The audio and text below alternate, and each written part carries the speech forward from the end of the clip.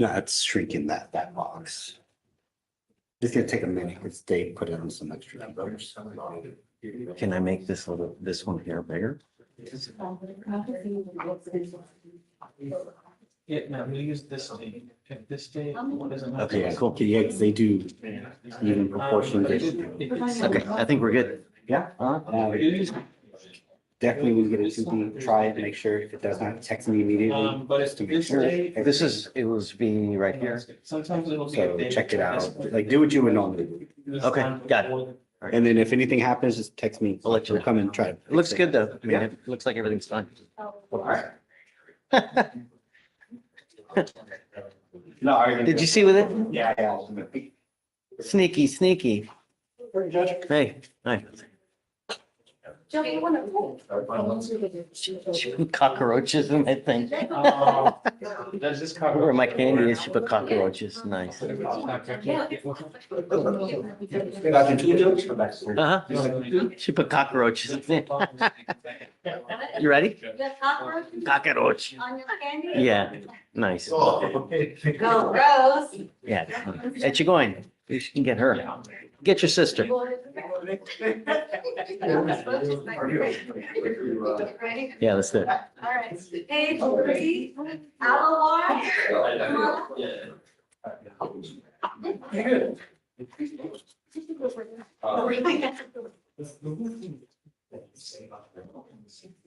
You are Lawrence Alawir. Mr. Alawir, you're charged with possession of a controlled substance. We're going to do probable cause. You have the right to remain silent. Anything you say can and will be used against you. You have the right to have an attorney present. If you cannot afford one will be appointed to you, sir. I'm sorry, at the last. Alawir, please.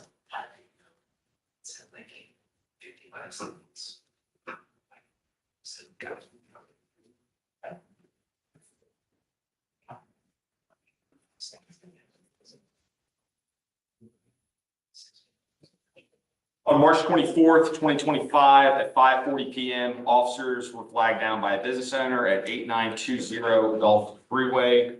The owner of the business stated that the defendant did not have business to conduct in the location and wanted to have a trespass warning against him from that location.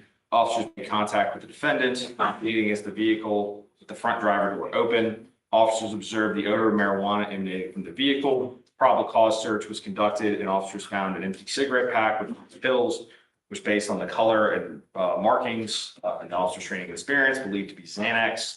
Officers weighed those to be 0.53 grams.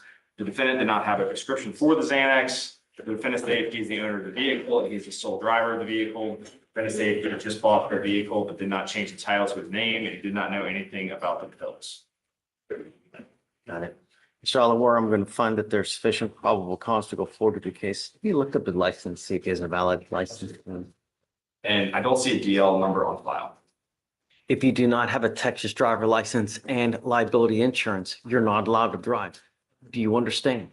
You will be signing an affidavit with me today promising you're not going to drive without either. If I find that you do, I can have a contempt hearing. You can be facing an additional 6 months in jail and a $500 fine every time you drive. Do you understand? You're not to go back to the business that's listed in this place. You're not to consume alcohol or illegal drugs. I'm going to randomly test you. If I find that you have a drug or alcohol problem, I'm going to address it for you. And I promise you're not going to like the way that I do it. So do you understand? Mr. Alawir, do you have the ability to hire a lawyer? No. I'll have you, Deputy Miranda's going to give you an application. I'm going to have you fill it out. I need to know everything about you to see whether you qualify for an appointed lawyer. If you do, I'll provide you a lawyer today. Don't pick up any new cases. Otherwise, it's not going to go well for you. Do you understand? Okay, Deputy Miranda, do you mind? Thanks. Judge, is that free for all bond conditions? No, he's going to be monitored. Victoria. Did you get do you know who it is? Yes, Judge. Okay, so just no driving, no weapons, no alcohol, no drugs, random urinalysis, Yes, Judge. please. And no going back to this place. Yes. All right, Judge, next is page 10. Gonzalez, come on up.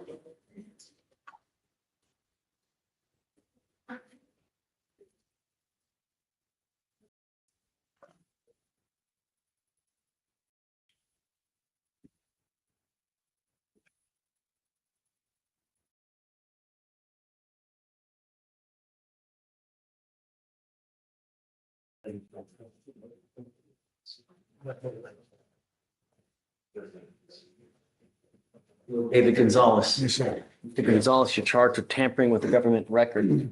You're facing up to a year in jail and or a $4,000 fine. We are going to do probable cause. You have the right to remain silent. Anything you say can and will be used against you. You have the right to have an attorney present. If you cannot afford one, one will be appointed to you, sir. On March on March 24th, 2025, officers were on patrol in East Alden Management District in Harris County, Texas. Officers conducted a traffic stop on a motor vehicle that failed to display a license plate. Upon approaching the motor vehicle, officers observed a temporary tag that expired on 10/29/2024. The defendant was identified by his APHIS mugshot and SPIN number. Defendant stated he knew the temp tag presented did not belong to the motor vehicle. Officers concluded that the defendant knowingly presented a record with his knowledge of fault. Defendant did not have an ID on him. TCIC searched the tags, came back to a different motor vehicle. Officers discovered the vehicle was salvaged and should not be operated on a motor vehicle. The vehicle then shown on the vehicle was registered in South Carolina. Temporary tags that were displayed were for vehicle registered in Texas. Okay. Did you run his license? See if you have a license. Please.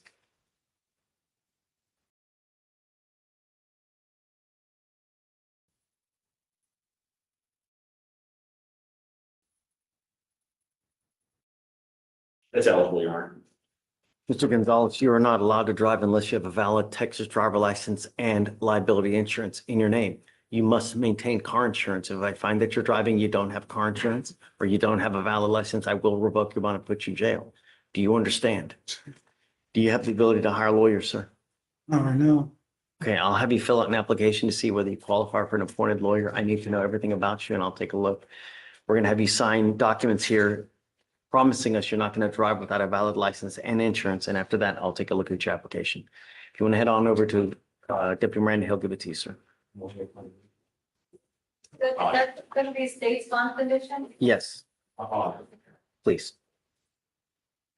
Go ahead and sign for your sentence.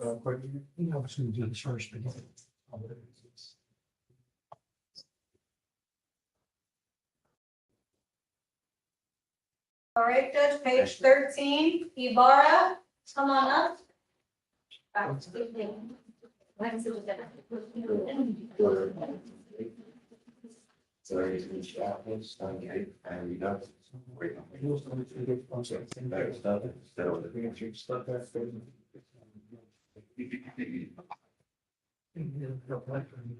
You are Josue Ibara. Yes, sir. Mr. Ibara, you're charged with unlawful carrying of a weapon. You're facing up to a year in jail and or a $4,000 fine. We're going to do probable cause. You have the right to remain silent. Anything you say can and will be used against you. You have the right to have an attorney present. If you cannot afford one, one will be appointed to you, sir. Sit under 21, Your Honor. Okay, is that all you have? I mean, Your Honor, Stevens on it, it's, Yeah.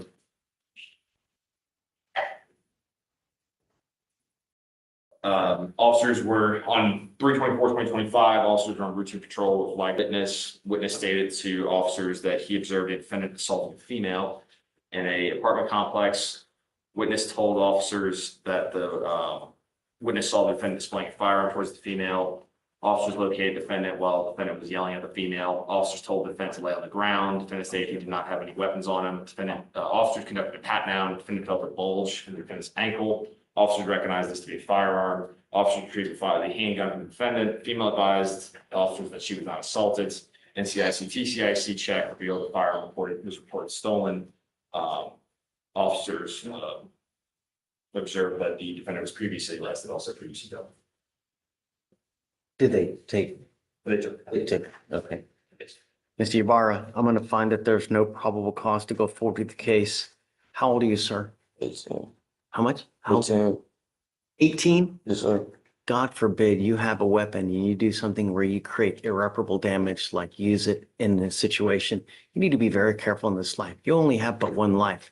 You have a gun and you use it and there's something wrong, your life could change in a moment's notice. Do you understand? Yes, sir. Very careful. All right, just hang tight for me, will you? Please. Thanks.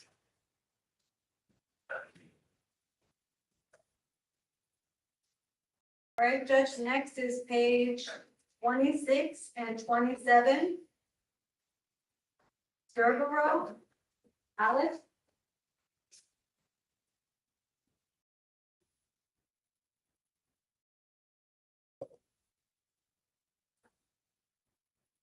Mr. Suravov, Yes, sir. you are charged with evading arrest or detention and driving while intoxicated.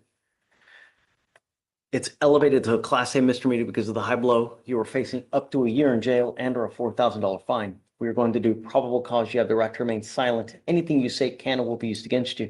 You have the right to have an attorney present. If you cannot afford one, one will be appointed to you, sir.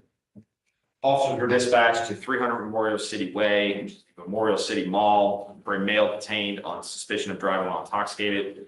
Defendant was observed by officers as well as several security officers driving erratically in the parking lot by failing to stop at a designated stop sign in that parking lot.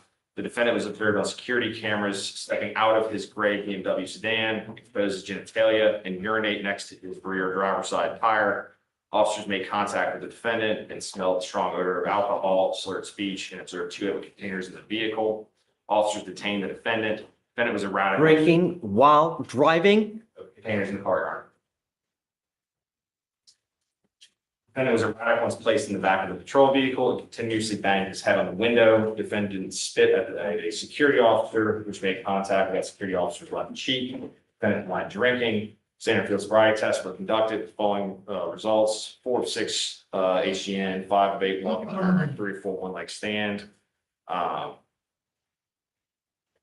far as the evading goes, Your Honor.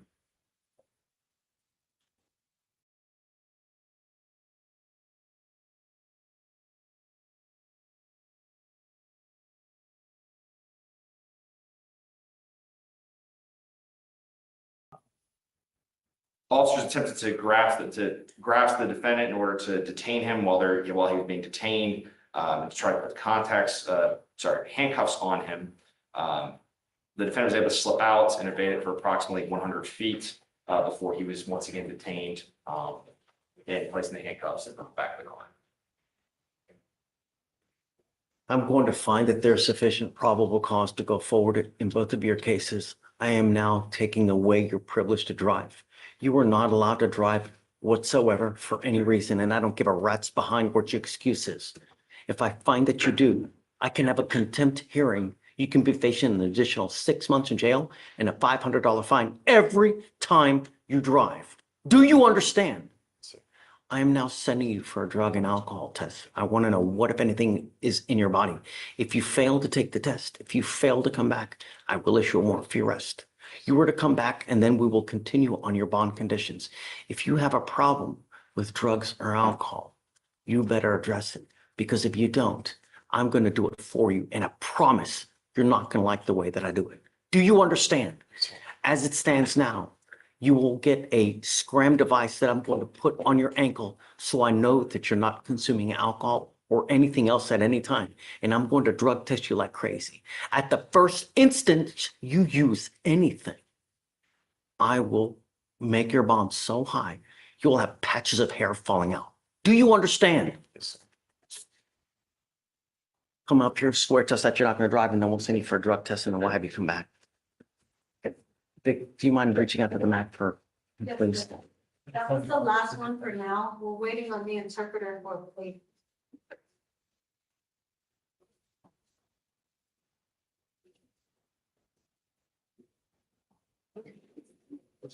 Yes. Good running. Your name, Alexander Soto. You someone from the. Alicia, Yes, I'm want to curfew on him as well, so he's not out in the middle of the night as well. Yes, Judge. Please. Would you like the 926 or the 77? 96. Yes, Judge. Hey, he has a prior DWI that was just dismissed. David Gonzalez? What was it? What was the nollie for? Gonzalez? I also left out the number, Your Honor. It was a BAC. It was a test blow. You don't? And what is this one here? Because That was this one. what is it? Because the prior one is above a 15 as well. Prior was dismissed. On the dismissal, Your Honor. Did you sign the bond? Uh, I'm sorry. Insufficient evidence of the defendant's guilt. You don't want apparently? What was the breath test on that? If you don't mind. Yeah, I mean, it's not up by that. You know what I mean? Okay, thanks. There's also no communication as well. Maybe the other good ones. So I'm sorry, friend, I'm not going to talk about it. And other drawing about liability insurance and dependents. You look at, did you see that? Okay. Yes. He said he does that. You go inside the bottom as well. On this one.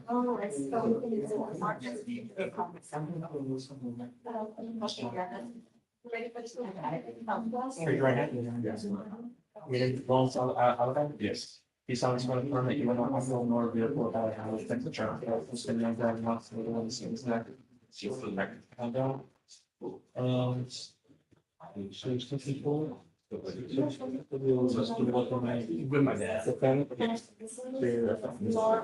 You're not making any. I mean, I just don't know what he paid me, so I couldn't tell you what. Is it all cash? Yeah.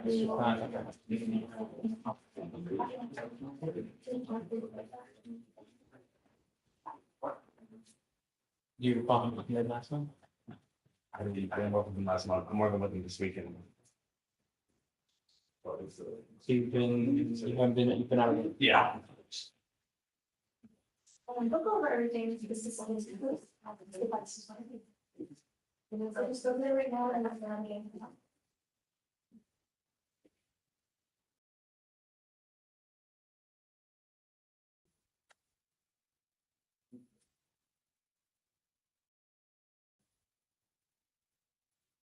How long have you been for? I've been for 10 years on and off. I just, it's cash. I don't, he doesn't give me you know what I mean? I don't get a strict stuff from him. By that. You don't want this, that's your bill. He's gonna call you back up and ask. Oh, What amount, it's like something. yeah. You You can put. put, yeah, you put. No, you got to put. Okay. Can't write them. So just at the top, you can put down, I had you make a video. Oh, when you last Okay, time. then just put nothing. I don't know. I don't need it. Pass. I'm working with him. I'm working with him this weekend. I haven't worked with him for a while. So I have.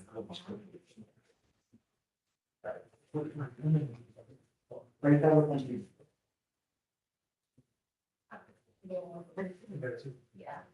or today.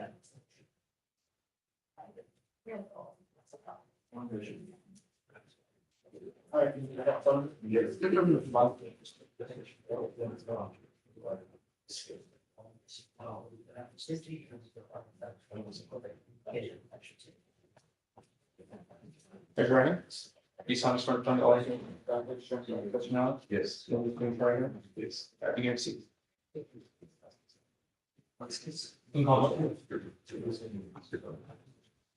You're about costume.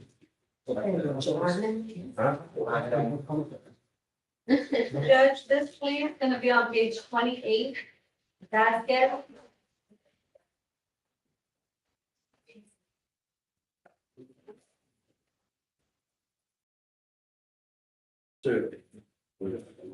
Yes. One moment.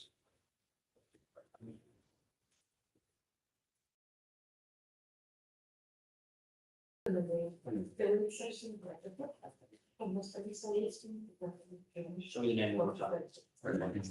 Go ahead, son.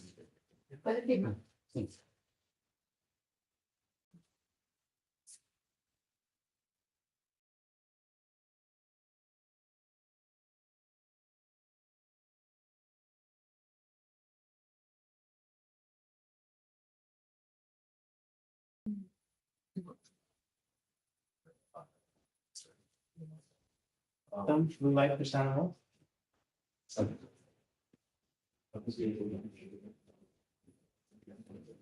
Hold on.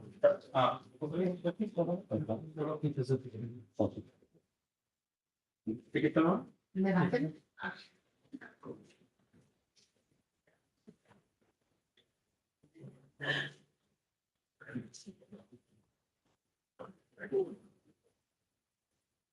My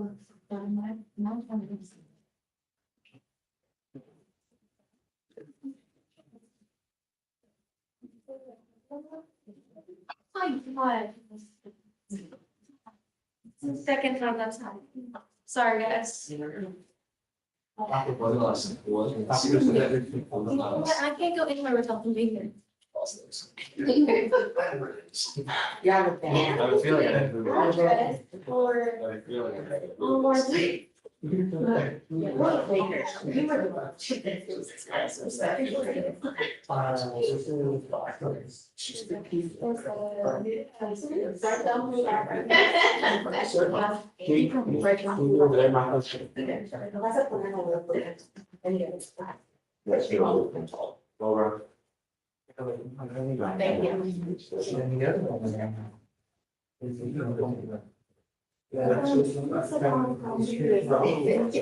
Yeah. Yeah. Yeah. Okay. What say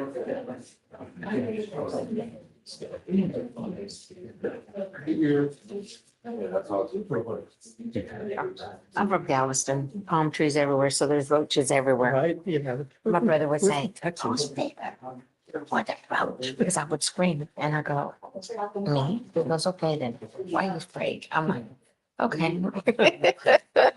So I learned. Saque las manos del bolsillo. Nomás escucho la pregunta. Usted es Shh. You are Guillermo Vasquez. Guillermo Vasquez, you're charged with driving while intoxicated. Delito de conducir. You're facing up to 6 months in jail and or a $2,000 fine. You have worked out an agreement where they're offering you 3 days in jail with credit for the 1 day that you have done. You need to understand that you're making a lifetime decision today. This DWI will now go on your record. What we are doing today, from now on, you're facing a minimum of 30 days in jail for any new cases that you pick up. So if you're not in this country with permission, you do that kind of time, I can almost guarantee that you will get an immigration detainer. Do you understand? Yes, You give up a lot of rights by entering into this agreement. You give up the right to have a trial, right to compel witnesses to testify on behalf, confront and cross-examine your accusers. If you're not a citizen, there are possible immigration consequences. You can be deported, excluded from the country, denied naturalization under federal law. You give up the right to appeal. Once you accept this agreement, you can never take it off. Is this what you want to do? ¿Qué desea hacer? Esto es lo que usted desea hacer.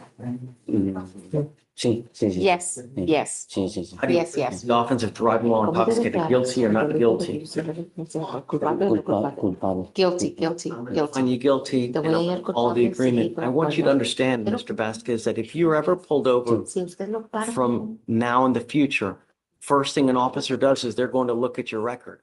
If they see that you have a prior DWI, they roll to your window and they smell alcohol, it's probably not going to go well for you. So I would never, even if you've had a sip of alcohol, I wouldn't get into the car. No, no, te metas en un auto. no. Your lawyer is asking me to waive the mandatory fines and fees. That's around $3,000 to $4,000. I will do it because this is his first offense. If you come back here with a second DWI, it's $6,000 of fines and fees and a minimum of 30 days in jail. So get a clue. Do you understand? ¿Usted lo entiende? Sí, lo entiendo. Yes, I understand. Love, sir. Buena suerte, señor. Gracias. Thank you.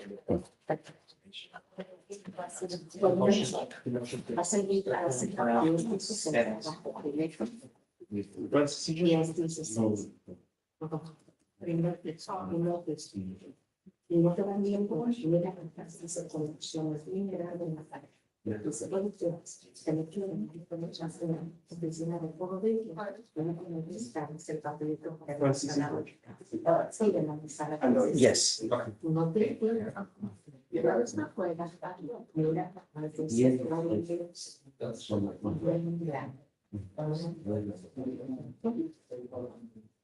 pero no te vas a más mira para atrás. No. Vamos a esperar.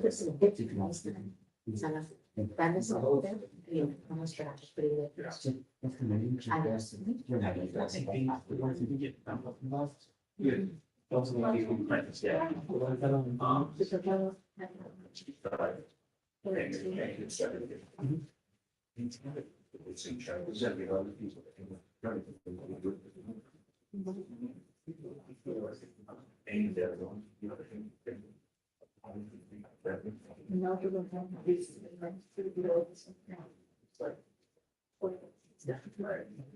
And it was a 9-day, suspension extension.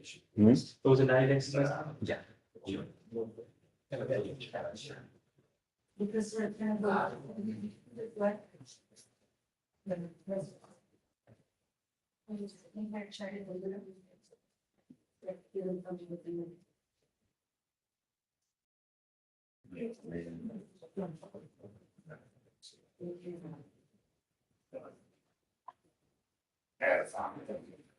Yeah. What I do know is that it's been by.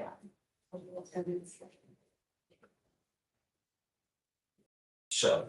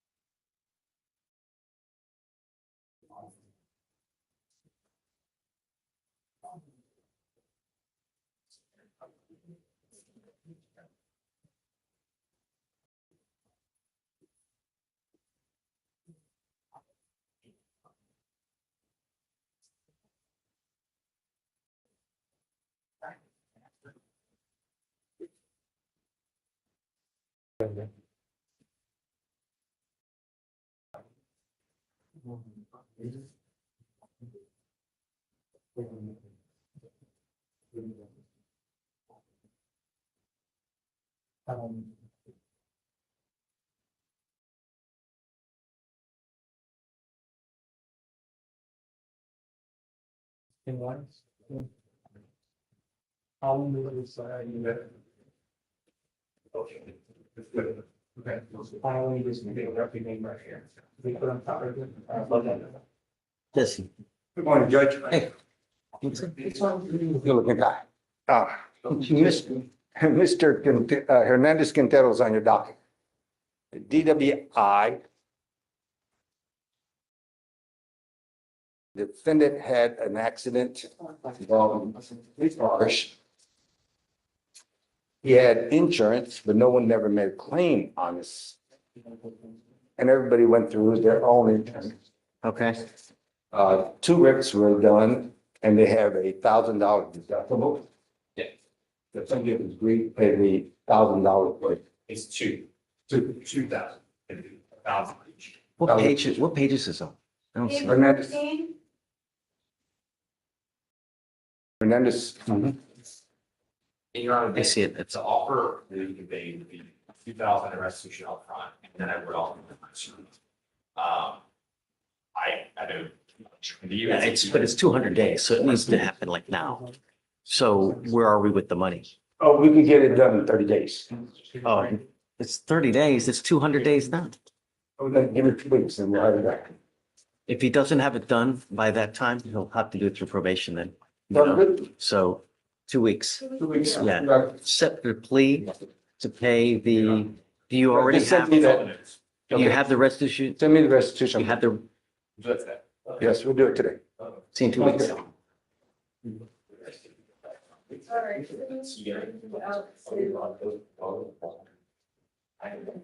Outreach the 14 or the 16.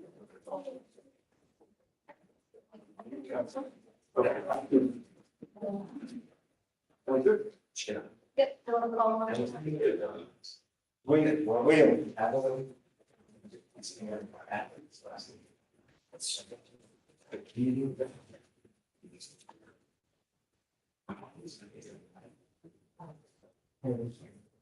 It's fine. And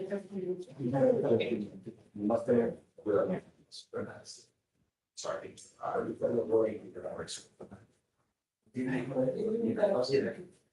Should be here. Run around.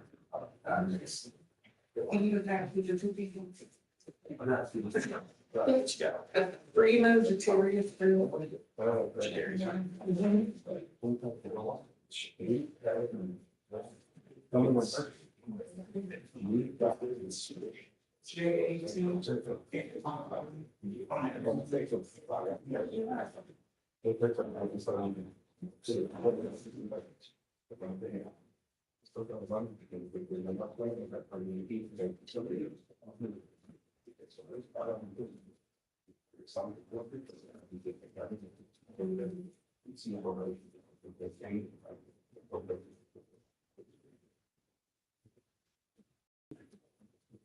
Okay, go ahead and sign.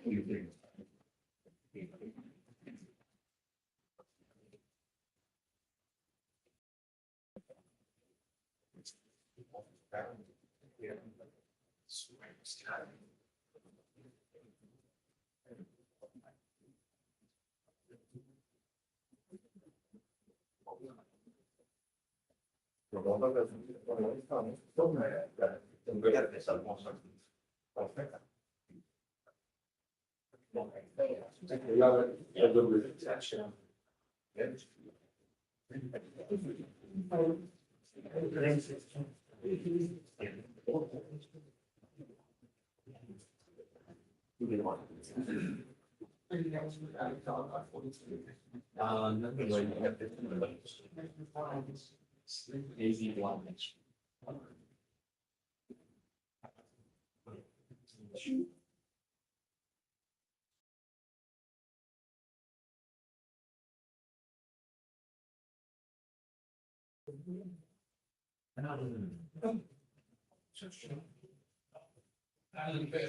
Yeah, I have to see what I want.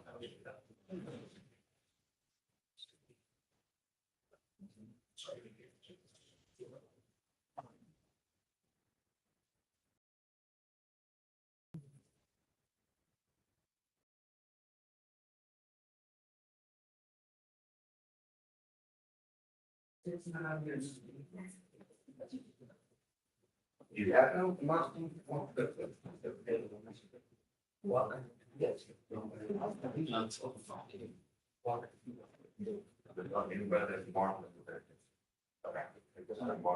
We have some, yeah, sorry, Mr. Ross, I did.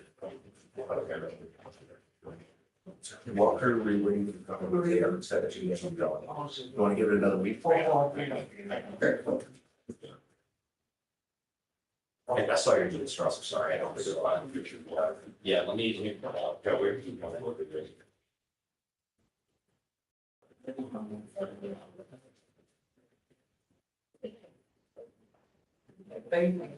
He's got a, felony probation. He's at the bond, they haven't given him a 4 days. Oh, yeah.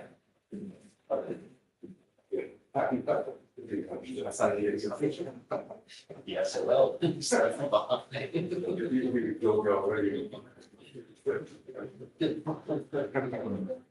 You can see the kind of beat, it's like a kind of blue line. Is it Tuesday? Perfect. Oh. You done with it? You said no. Yes, but let me have a little comment. Okay.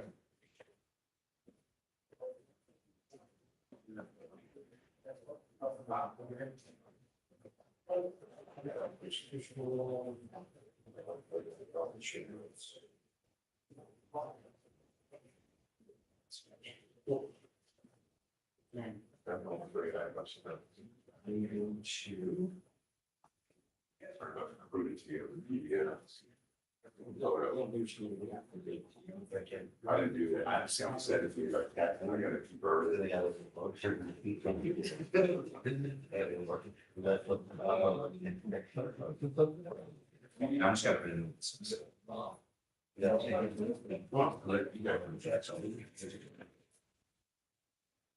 We make sure go home, that everything's on side, please, at a time.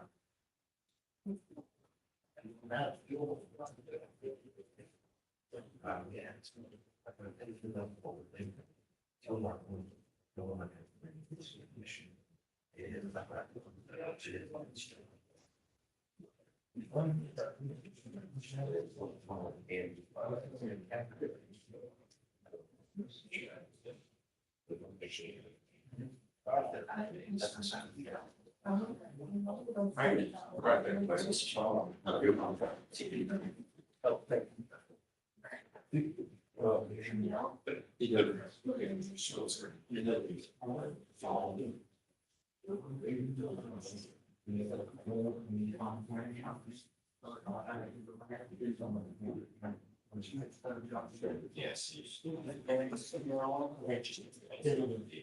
Yeah, I was some of them. What did they? They're very generally. I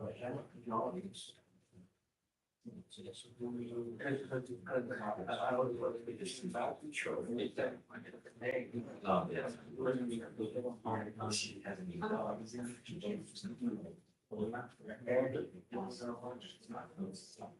You know, there's president for 0628. Okay.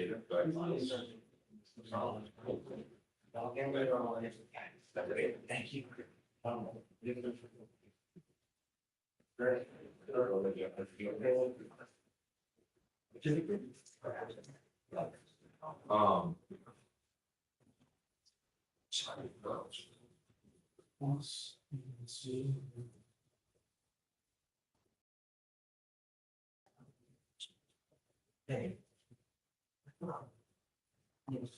Sparks signed on to the fugitive case. So when I called her yesterday, to ask her about it, she said that that was a mistake. She didn't need to sign on to the fugitive, so I reappointed. And Sims got the case, James, but Okay. he didn't come back, so I wrote to put it in. Is he back there? You guys got McGee? Yeah. Got it? Okay.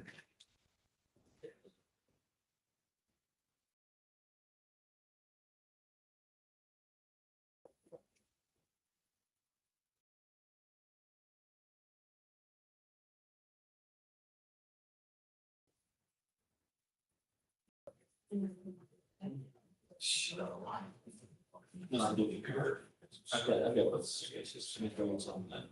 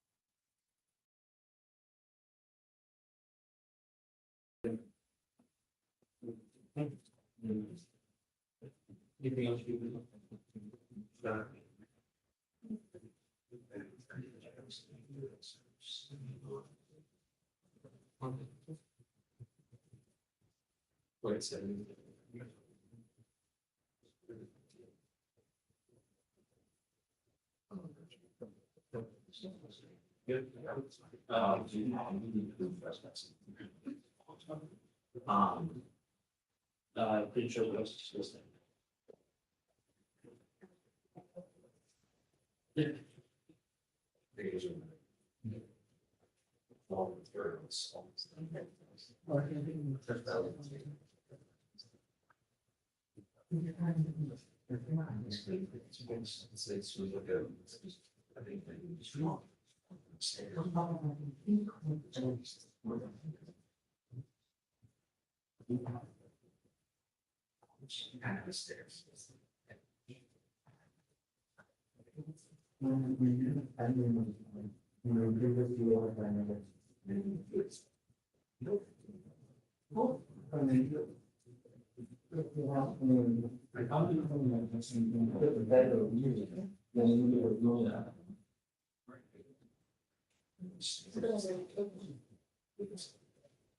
Sorry, I'm not true. All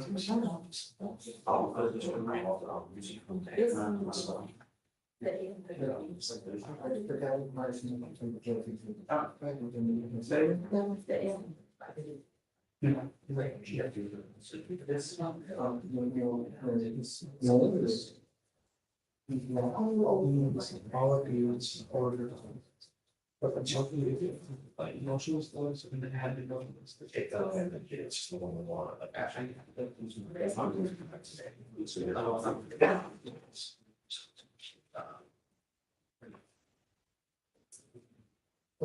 All right, sorry, I'm good.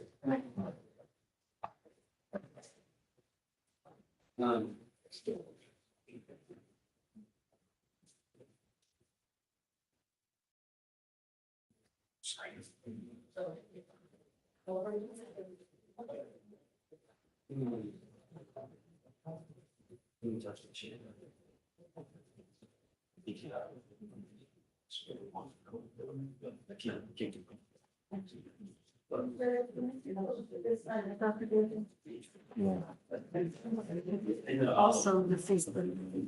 The.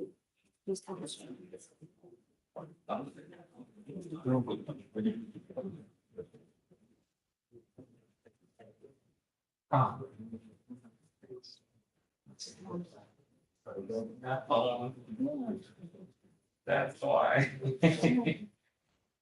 It's a coordinate, it's a coordinate, why was this in the field?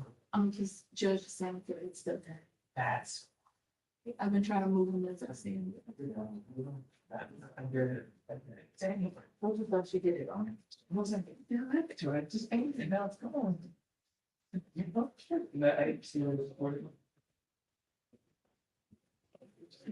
I thought it was before.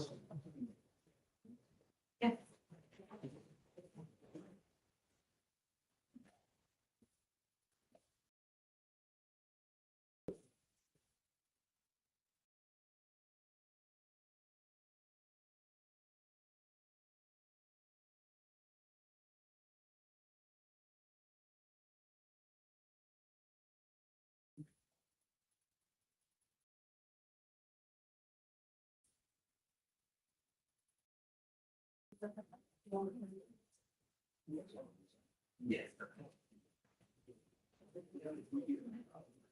I'm not, I'm just, yes, sir.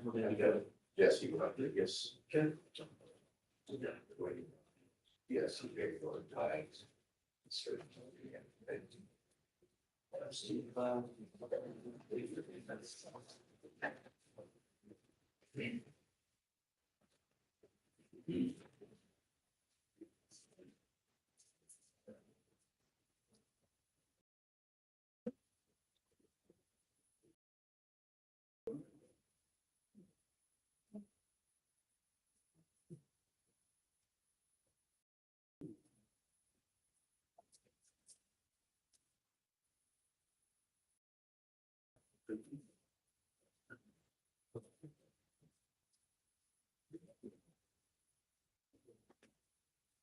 Yes.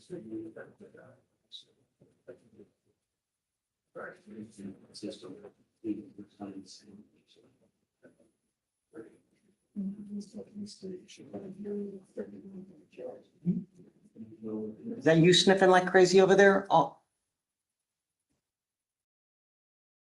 I think it's probably time to send him for a drug test.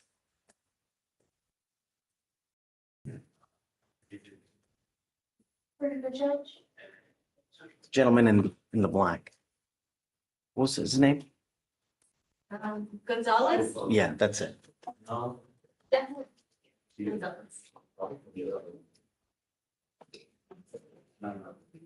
I don't know what's. Like, it doesn't show this way, it only shows the courtroom on Zoom. Like, right, like it should be here, where my.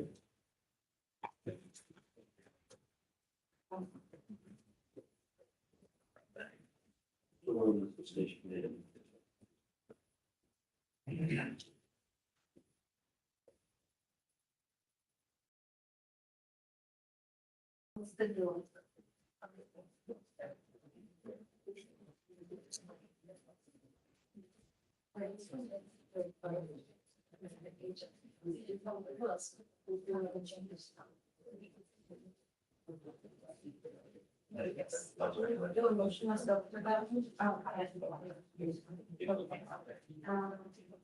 Get your dash.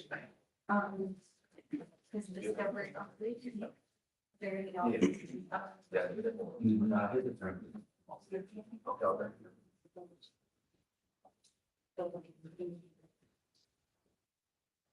I'll just put the pause. All right, I is May 29 to the fall. I'm sorry.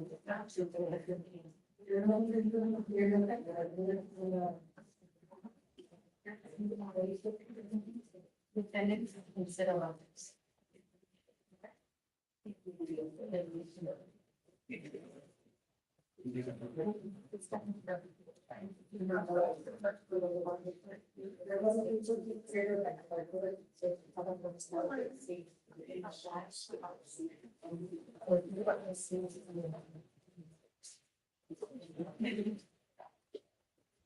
But you are a defense, and I think.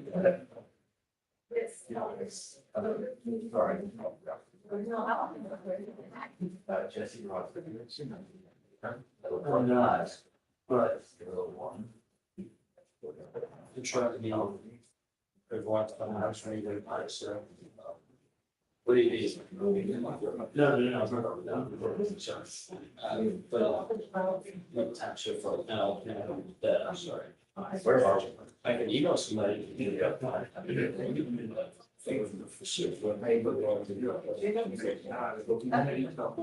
He just stepped out. Gonzalez, David? Okay, so resolution separate.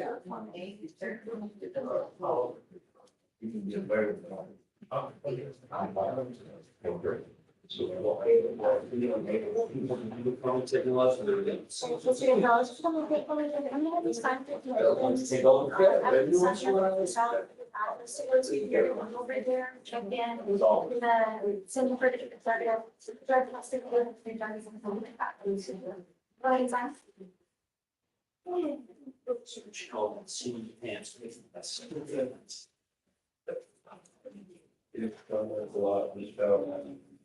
Give them the lands, all of our street lands, that's all for the fact. Not gonna go.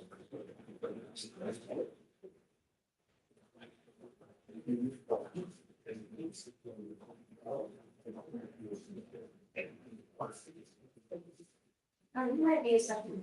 Over November.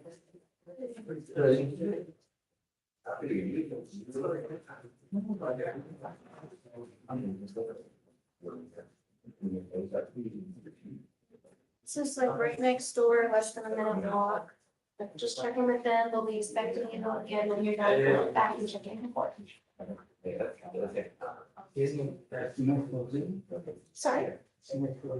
Yes.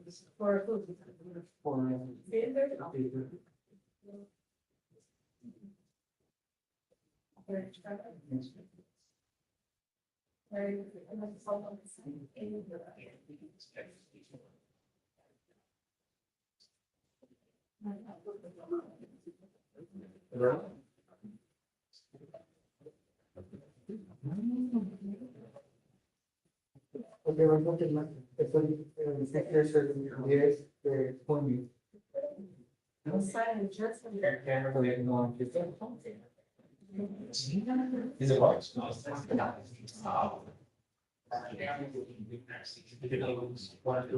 Take another one.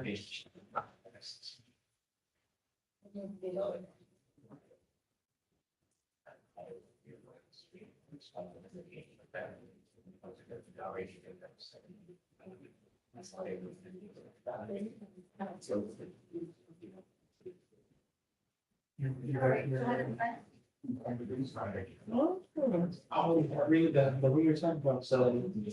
What's it called?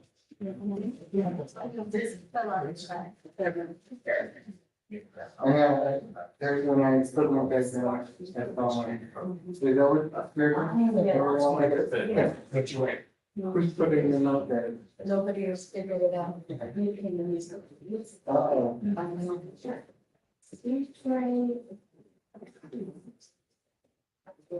Yeah. Big. Fine, thank you. Looking here.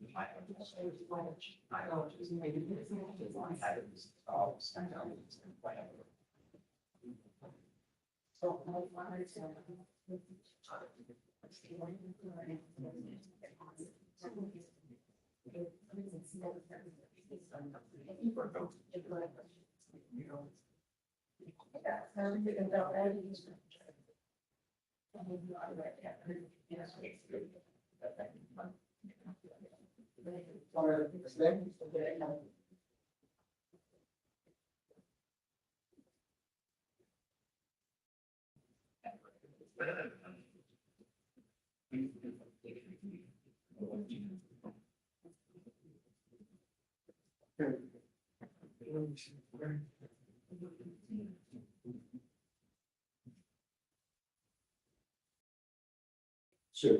I'm looking at my pen. Where did you put it?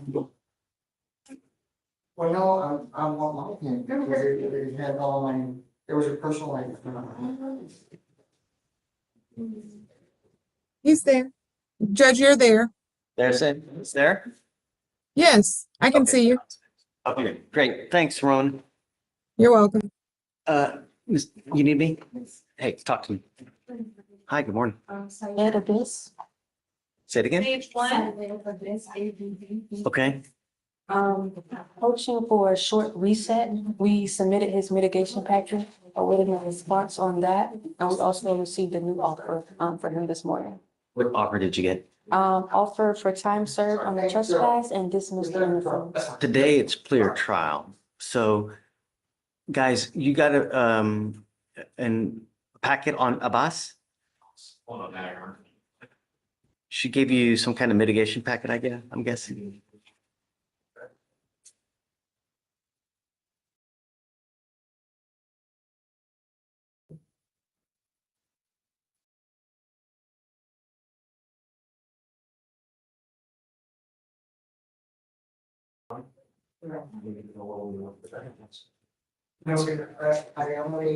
X ABBEX.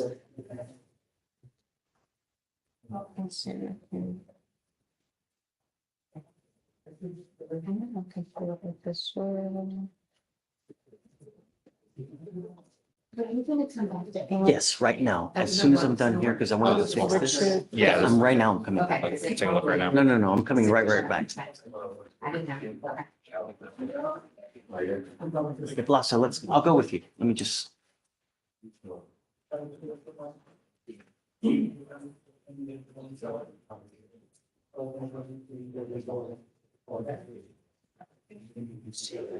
Okay. Abigail Balance. Oh, he should Richard George. I'll step down. Yeah, let me go to run the court date. Yes, sir.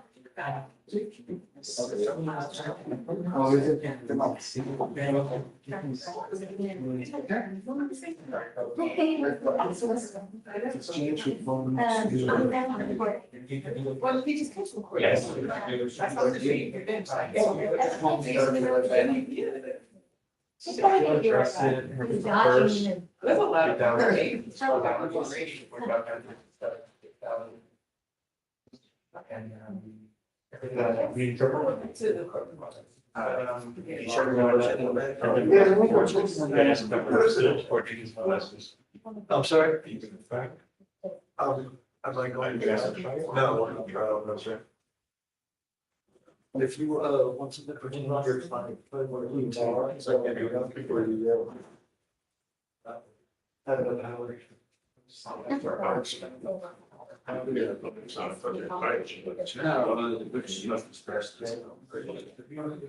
When do you get your burger? I get the results back in like 2 weeks, so God darn. 2 weeks? Wow, that's great. When'd you get it? I think what I do are. Okay, it's not like it's I feel like when you're waiting for it, it's probably true. Oh. It's like every day. Just like- I'm not allowed to be happy because when I think about. Then what do I do?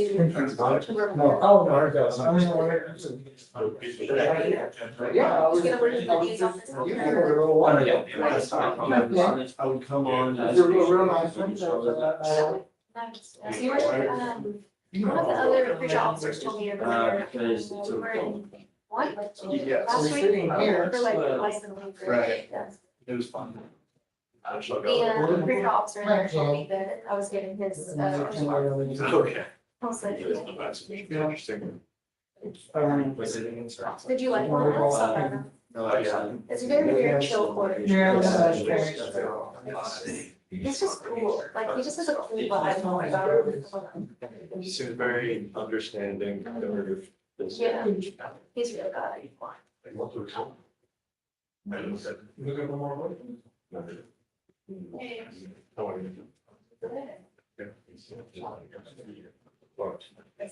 I'll keep an eye out for it. What is the color is it? It was like a goldish brownish. Okay, if I see it all, I'll is May 13. Oh, it's in there? 13. All right, leave the parent. Bye. I don't like it.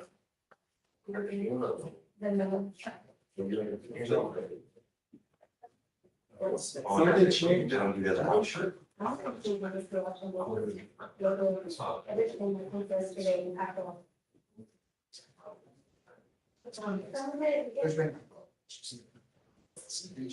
You found it? Yes, I found Okay. it. Thank you.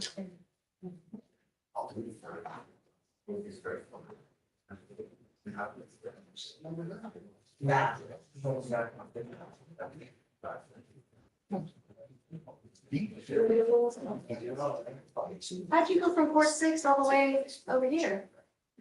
You do this big circle? Yeah. Yeah.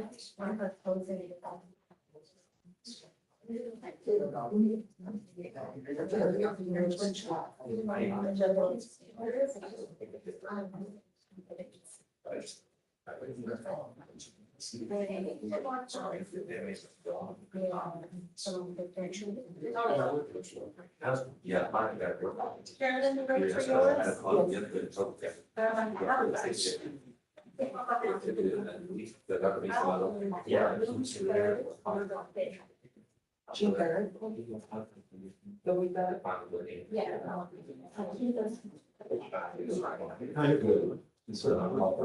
Yes.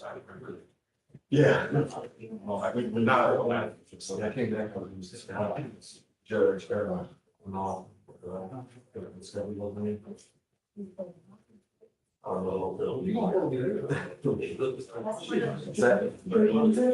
Yes, he's today. He's just helping out and over for really quick. Then be back. No, I didn't get you. Right. It'll be a wait for the parents and then we'll stay. Yeah.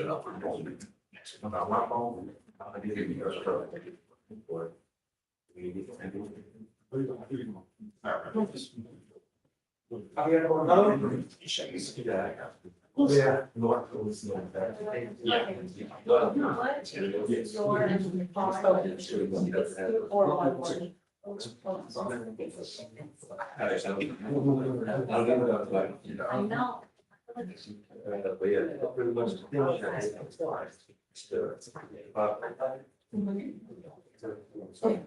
Somebody put it under my. Okay. Sorry. Let's see, I'll send you emails that. They're all of the. Yes. In real life.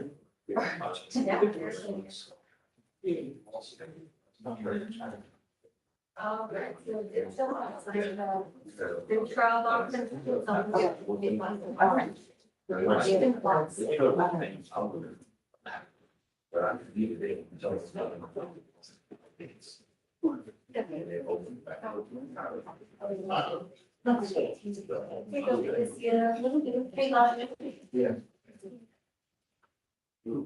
Alawir? One separate trial? Yeah, he'll be good after some. Okay. I understand. I'm going to sign you for all the jobs. There's going to be a. Hey, we can wait for the trigger. And yes, I'll meet you today. Yeah. And then I've seen you previously signed up for she's out there till later this year. So for the random testing, I. She's. In the 9 false station. Yes. But starting tomorrow, you're gonna start sending text messages from the system and so all you need to do, you don't put all in this, you just need to respond by page 6, and then the line. You have issues with this, that they're very fast. Sign one more time for me and if it's like a lot, oh God. Page 6. 7. Hey. And I have your next party of June 3rd. And if you have to, if you have any issues, so you come back and they'll let you know.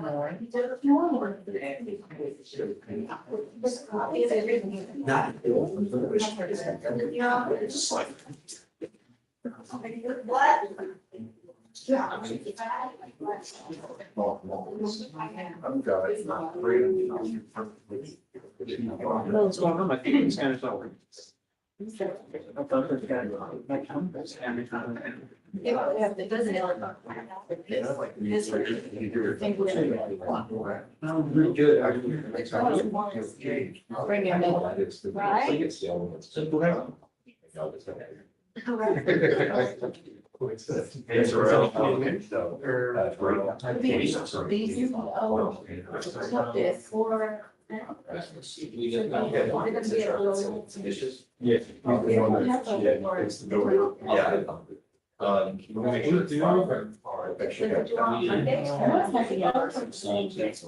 Because they always tell me to.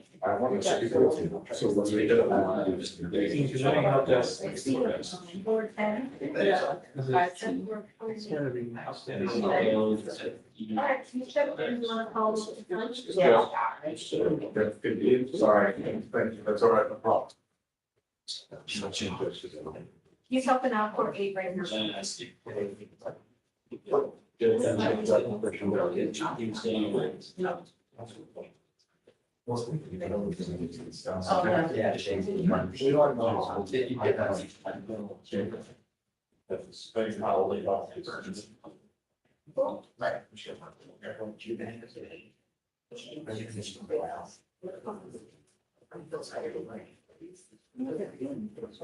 Last name was Felix? That's the. Hot dog? Yes, right, on the top of it.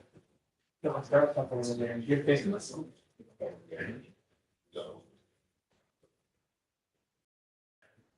On the side, it's all very good. I have type well now.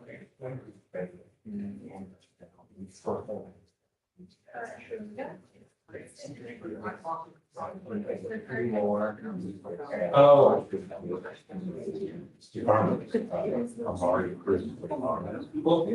Discovered partial. Variation. Were there any authors? Yeah. How is the neighbor? Oh, I see. Okay. I surround. Just. Wait. Okay.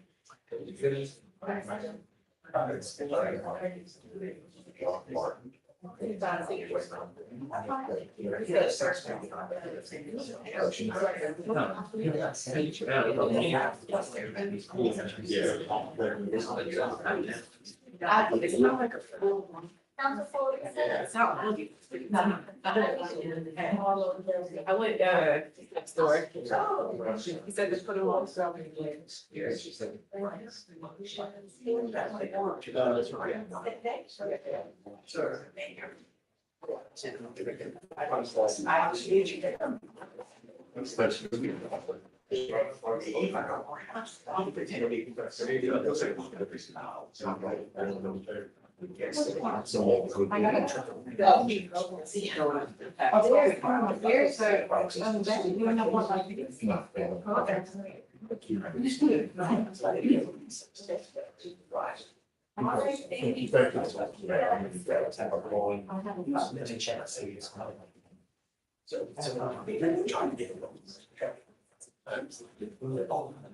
Yes.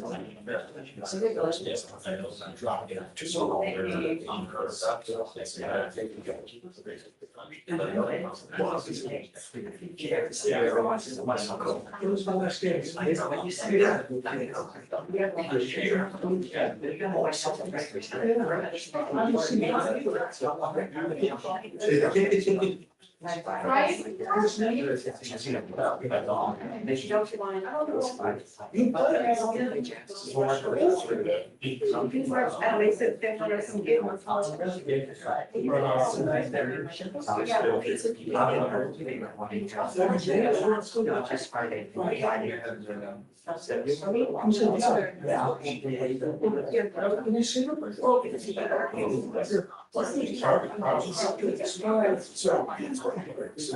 Yeah, she takes some class.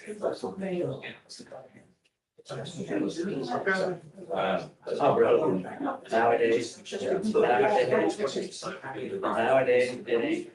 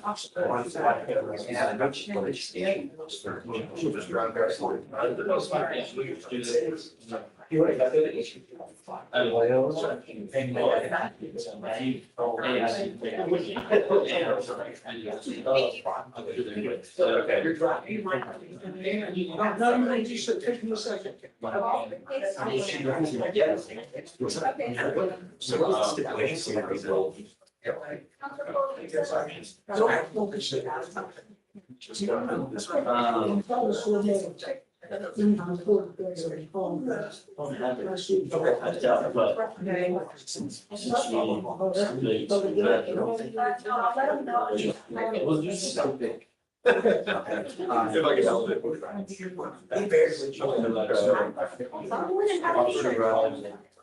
I have MAK, and then AI insurance. We just got a box. So, yeah, I did 30 days a month, so we must. 55, something like that. 344. So. Right in 2 different boxes. Make sure you for Mexican. I will take maybe 30. All this stuff. Okay, perfect, thank you.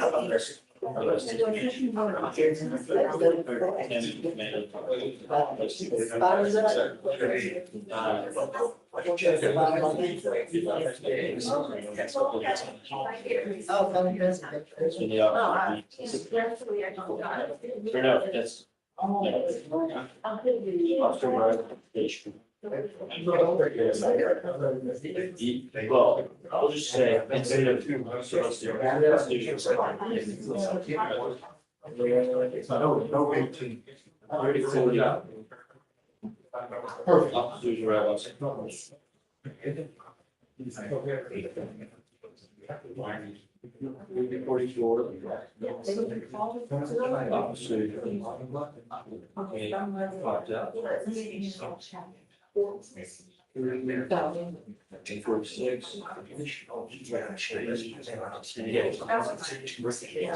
So we got that.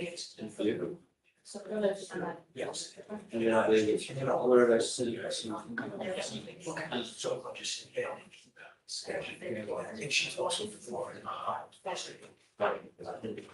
Officer Lord against his. All this time. Yeah.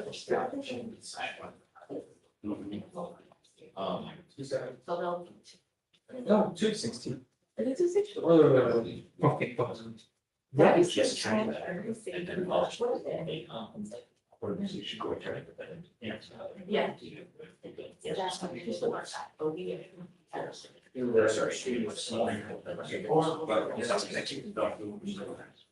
Okay, so there. Okay. Thank you. All right. Yeah, no, you already did the right. I don't think I will, but. Thank you.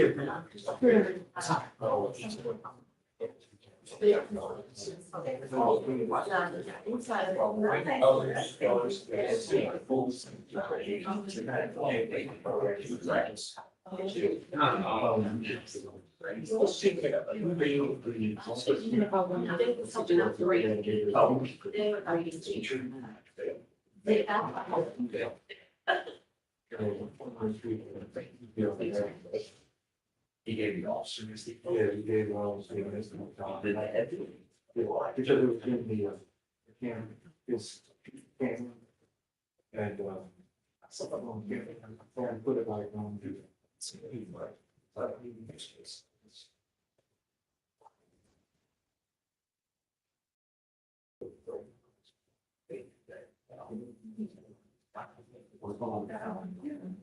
He's one, I don't know, maybe it's. What is the?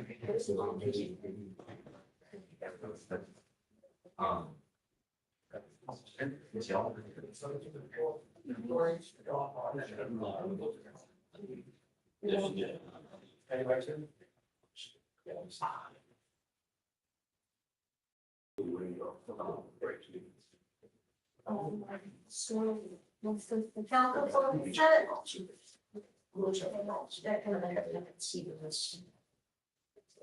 Yeah, that's all. That's all.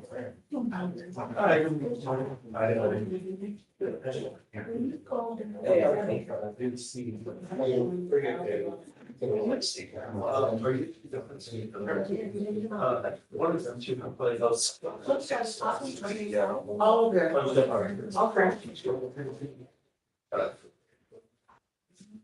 Yeah, I mean, I don't know. Speak that short.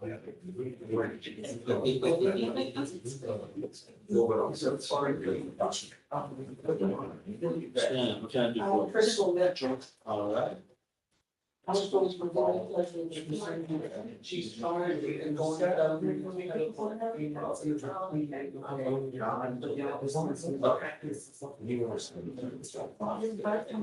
No.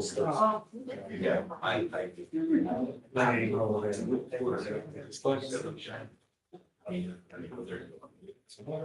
This thing that. That's the money for more shots.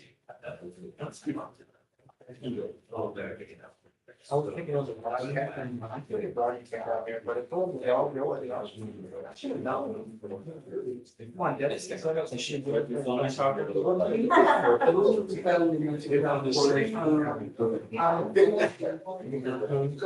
Chopping the ball over here.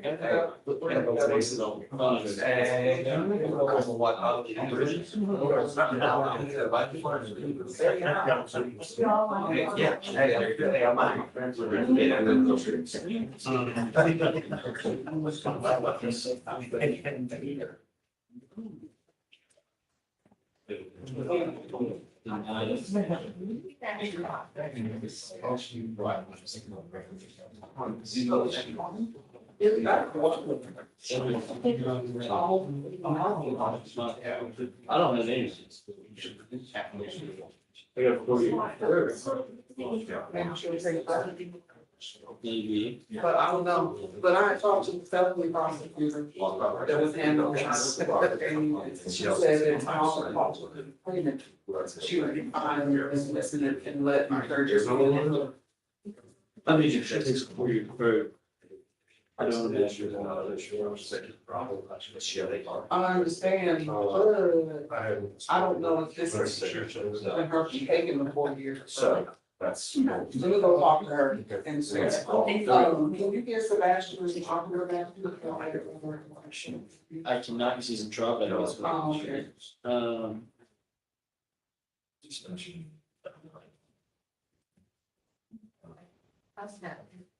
What case is it on? It is on Judiciary Spring. Oh. You. Sorry, my apologies.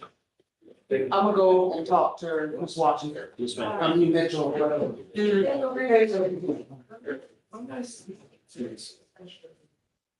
Yeah. Definitely. My first. Okay. So it also be on.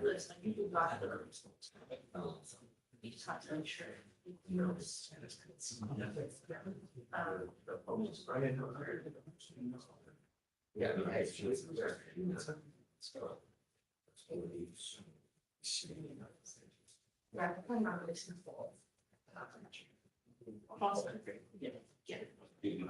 So good advice on.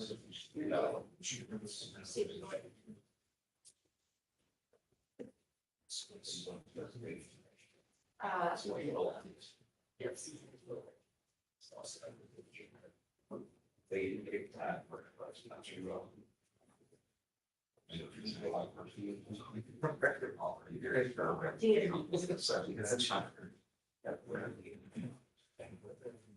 Oh, my kids.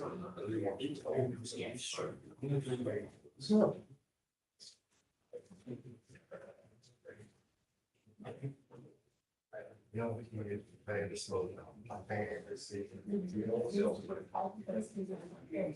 So it's like,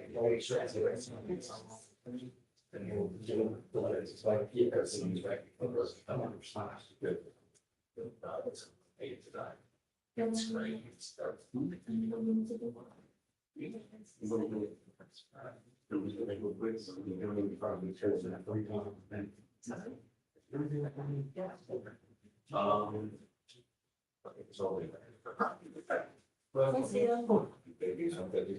no, I'm gonna go to David. Oh, you are. So they're going ahead and keep our place.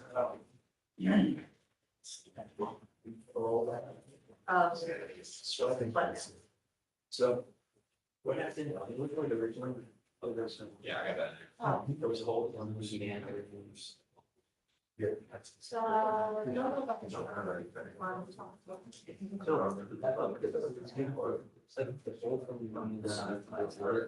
There you go. You guys have no from Lansing on this sheet. You can. Yeah. Yeah. But holds here in Harrisburg. All in the general, how about 10? I see the stairs. I don't see our. Oh, Oh, I should be doing. There should be industrial. What is it? I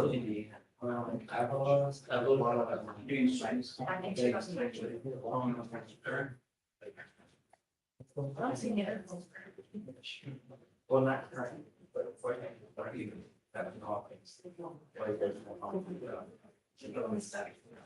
definitely.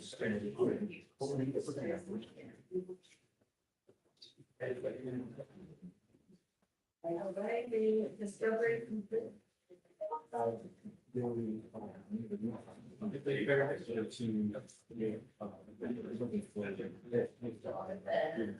Oh, let's see, there's something.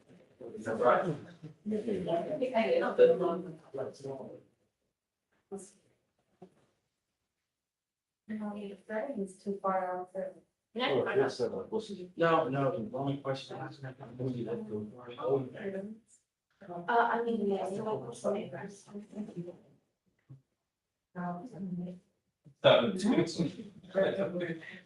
Yeah. So Indiana's no longer playing. Morning, Mr. Williams. Good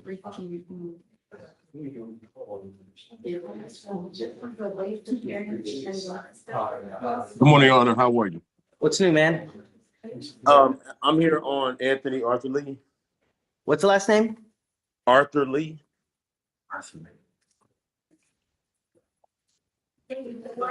Okay. And we have received we haven't received an offer from the state, but all of the evidence is not in. We're dash cam videos. What are you guys waiting on? So.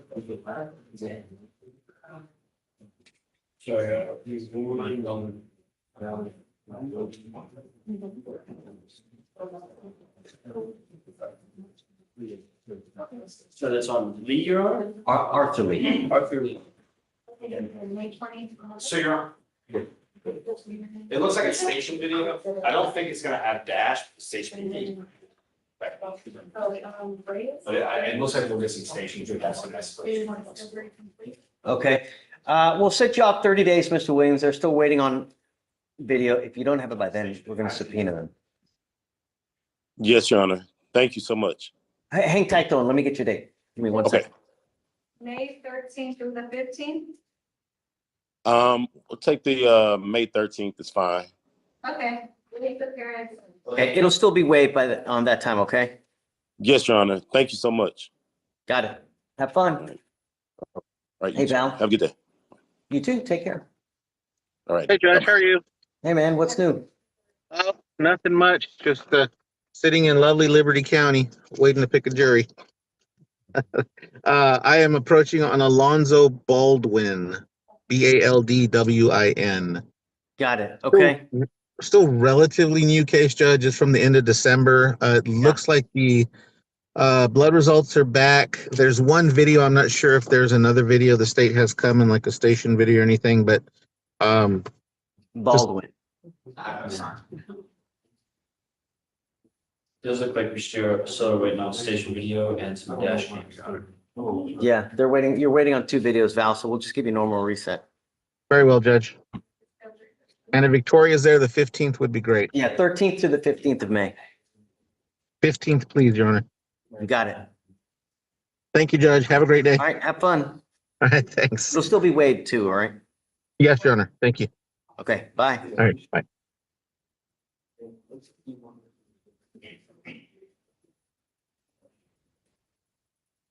Okay, 5:20, wait for hearing.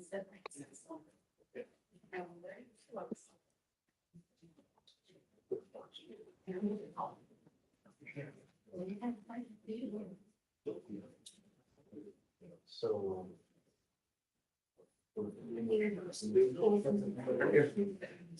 Judge, there's server Rob that we sent for a drug test. He's over there and the case manager is messaging me saying that he doesn't want to take his drug test yet because he was recently had a hand injury and he I was don't waiting care. on. I want him to take a drug test right now.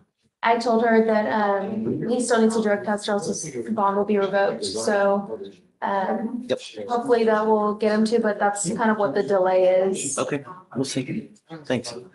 Doug, I know it's Dougie Fresh, what's up, man? have a off docket matter, talking about bond conditions. Chris has the cause number. I don't know what it is. Judge, it's cause number 255-470-9. Juan Villasana. It's a DWI first. He's got a prior deferred assault, family violence, but that was dealt with. He came in here without a lawyer. He put no driving and a portable interlock on him, portable breath tester. We wanted to see, he is divorced, has 3 kids that are very active in sports. We'd like him to have the ability to drive just with an interlock. You have alcohol in the car? He did have an open container, Your Honor. That's no problem. You know, I would, Mr. Villasana?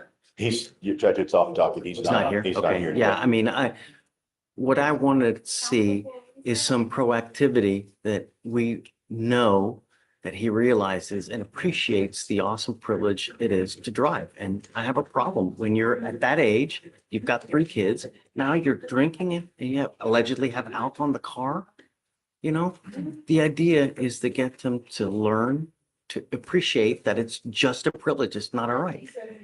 All I want to see is a little proactivity that he appreciates it. And then I'm with you, you know, but him just coming, oh, I get it. That's not, you know, everybody does that.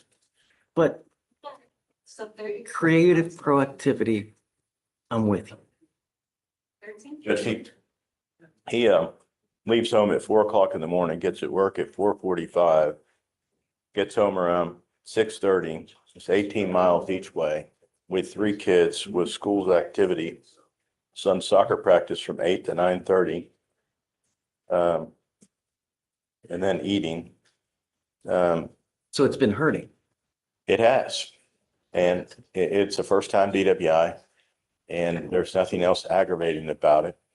The best tool to prevent it is an interlock in the car.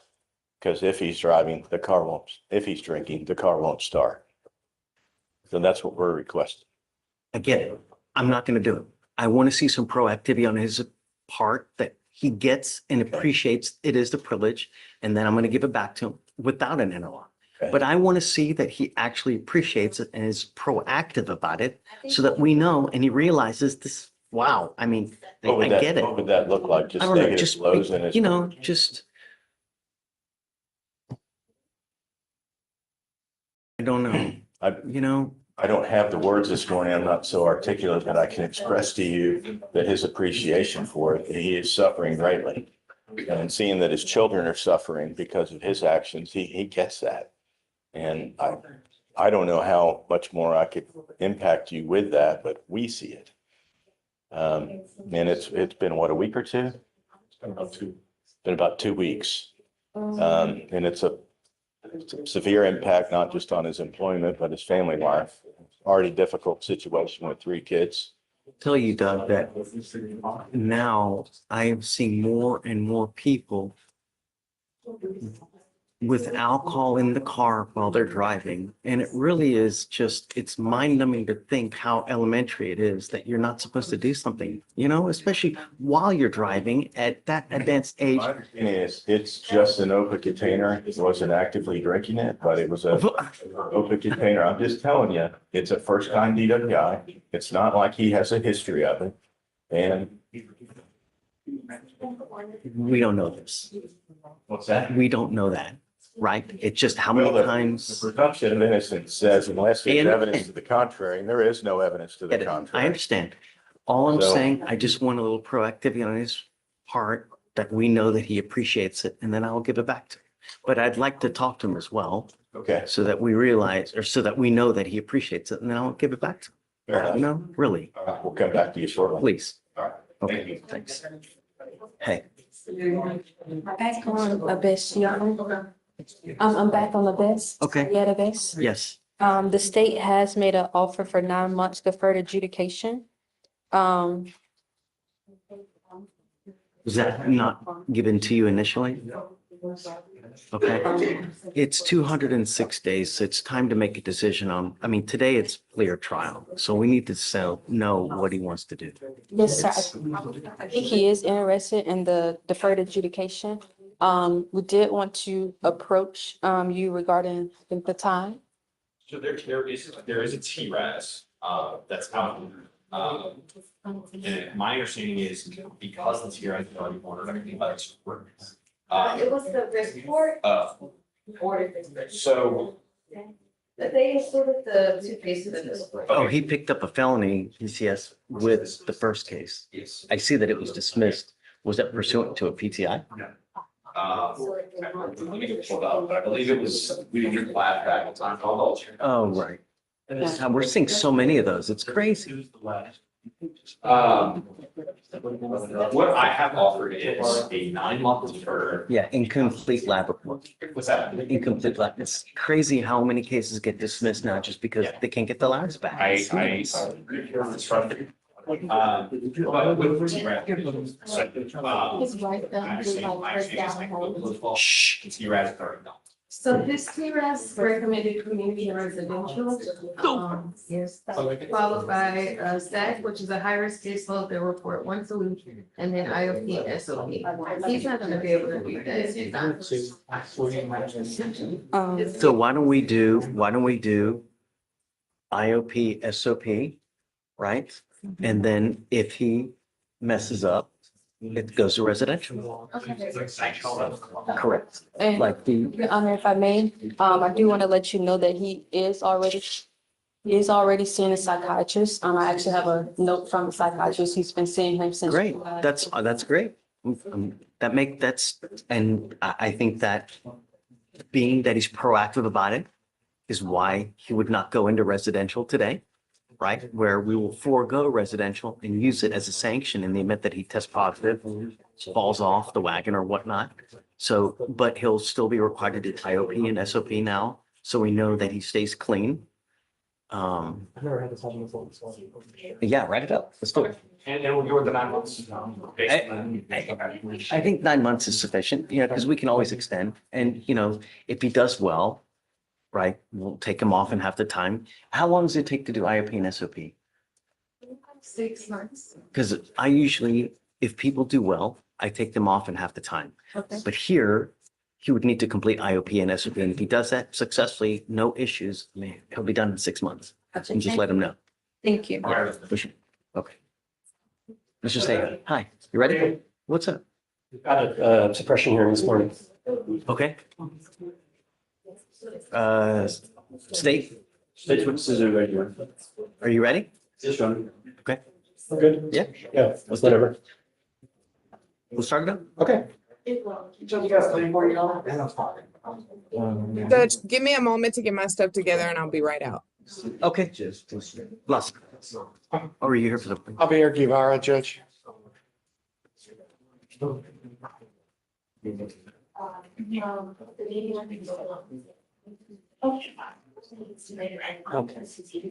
Council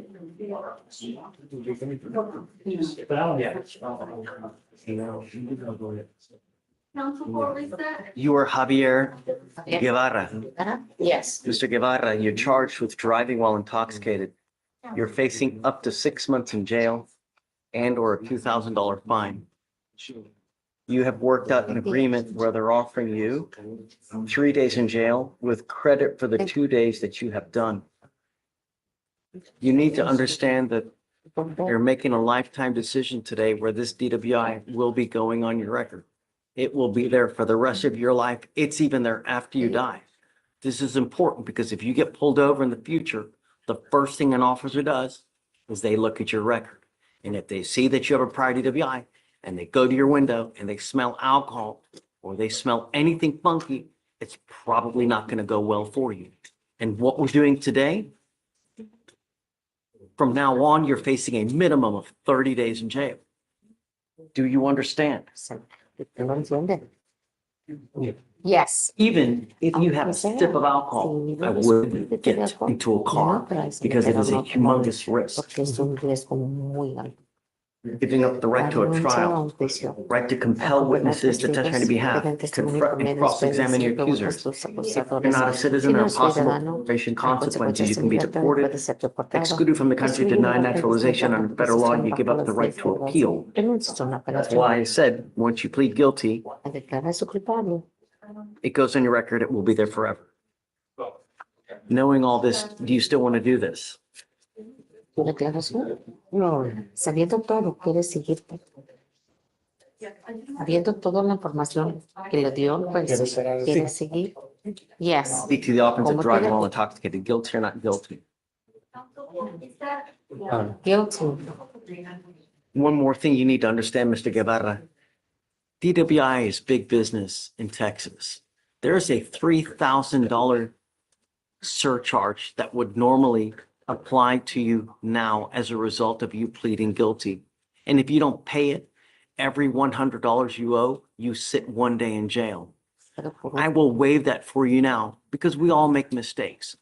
But I'm telling you now, if you continue to make mistakes where you endanger my public, the next DWI, it is a $6,000 surcharge. And like I said, if you don't pay it, $100 that you owe, you sit 1 day in jail. Do you understand? If you want to get lit, take an Uber. I'm going to suspend your license for 90 days. Do not drive until you get a license. Good luck to you, Mr. Guevara.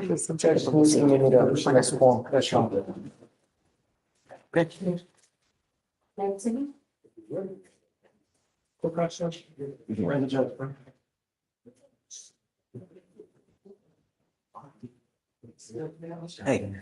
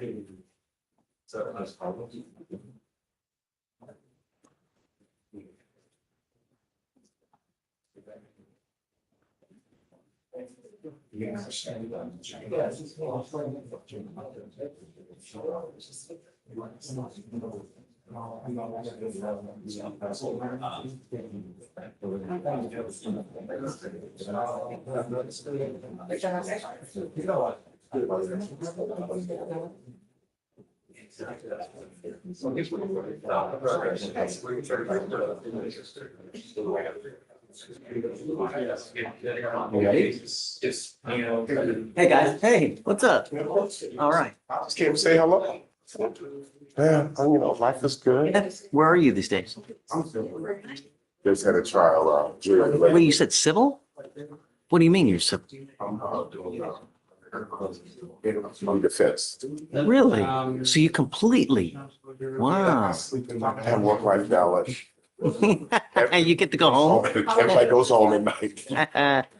What's up? Y'all have that trial? Yeah, we're about to start a hearing. Oh, okay. So I just want to say hello. Yeah, good to see you. I'm still getting text. No, not at all.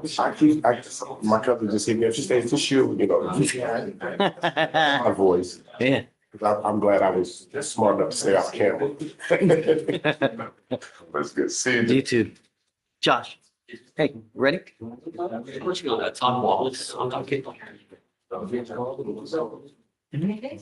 Okay. So this is one, he lives in a group home, is accused of scratching another. I remember.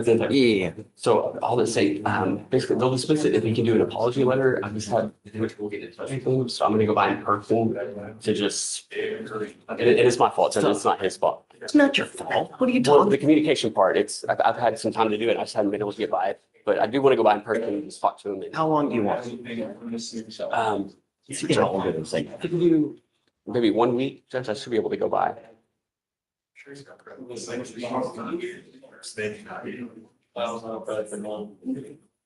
Okay, because he's had since December. We'll give you a week. If he's not here in a week or it's not dismissed, let him know. Okay, all right. Thank you, Judge. You got it. SFBF. Okay, Josh, who is? I'm not sure. Yeah, come on. As I'm approaching again for Mr. Moises Canales from yesterday, he's the one who had those violations and PCI, testing positive. Okay. Yes. The area, but he's here in court today. I just want to approach, I guess. How do you address the violation report? Okay, so, is it on docket today or no? Judge, you settled for Wednesday, What's the cause number if you don't mind? it's 251-6928. 08? 6928. On Marco Garcia? No, Judge, it's Moises. So 254-69. 251. Oh, 251. That's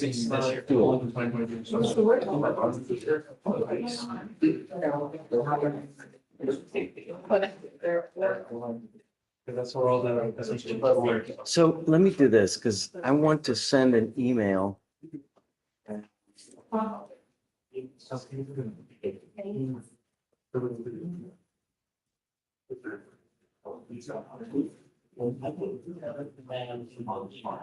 do they have to change everything, man? They just did Windows 11. How do I even send an freaking email?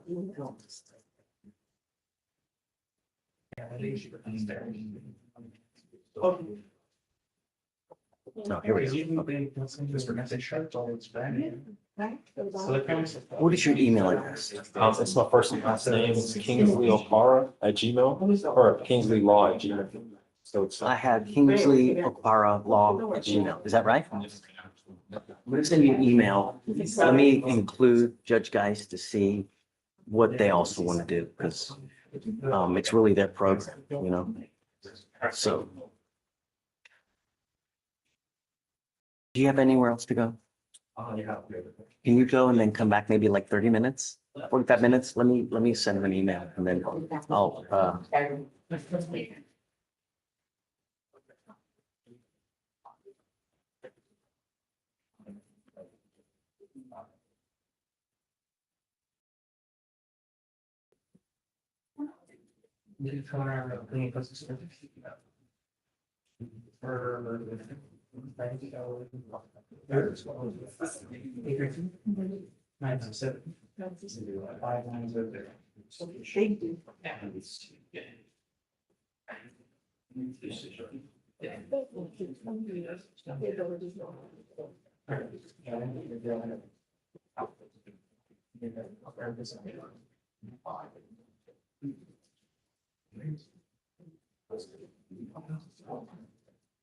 okay.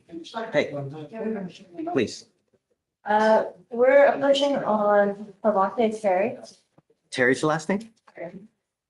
The state's entering a pre-signed waiver of extradition. Okay, I'll sign it. Have you advised your client about the pre-sign waiver? Does he know about it? Yeah, okay.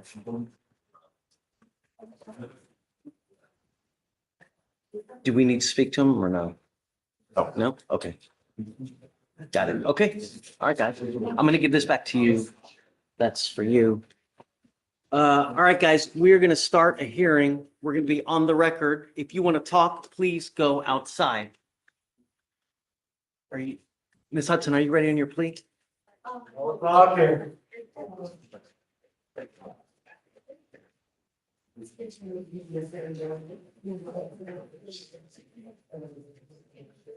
Jose, what is your guy's last name again?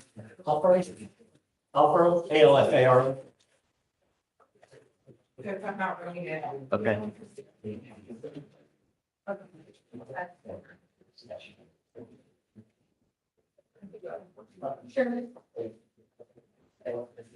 Has he signed his waiver of jury? I don't recall. We need to get that done. Huh? I think you did. Oh, yeah. I see it. Yep, I got it all. And we do have a stipulation whenever we're ready as to some of the facts, just to Sure, of course. keep moving. Maybe get some candy on there. All right, ladies and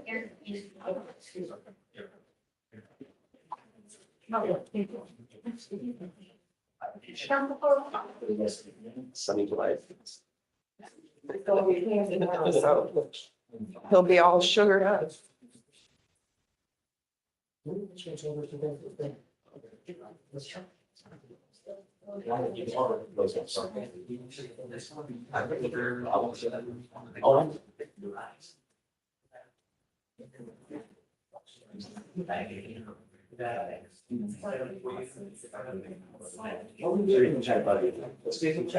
Yeah.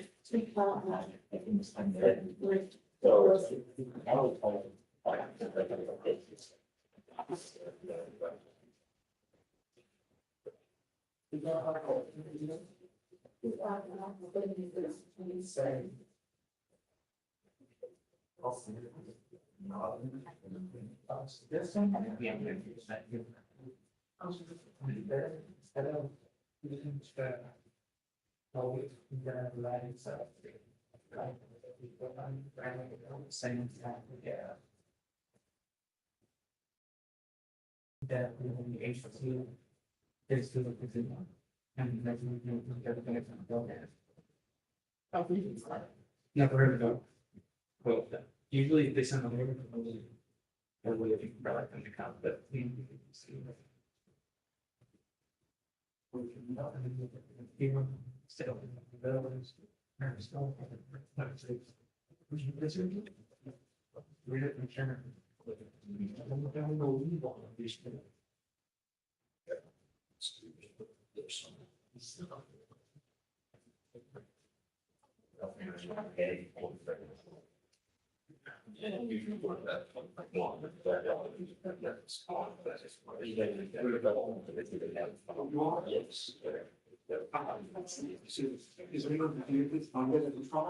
No, we're going for the most part. What do you need?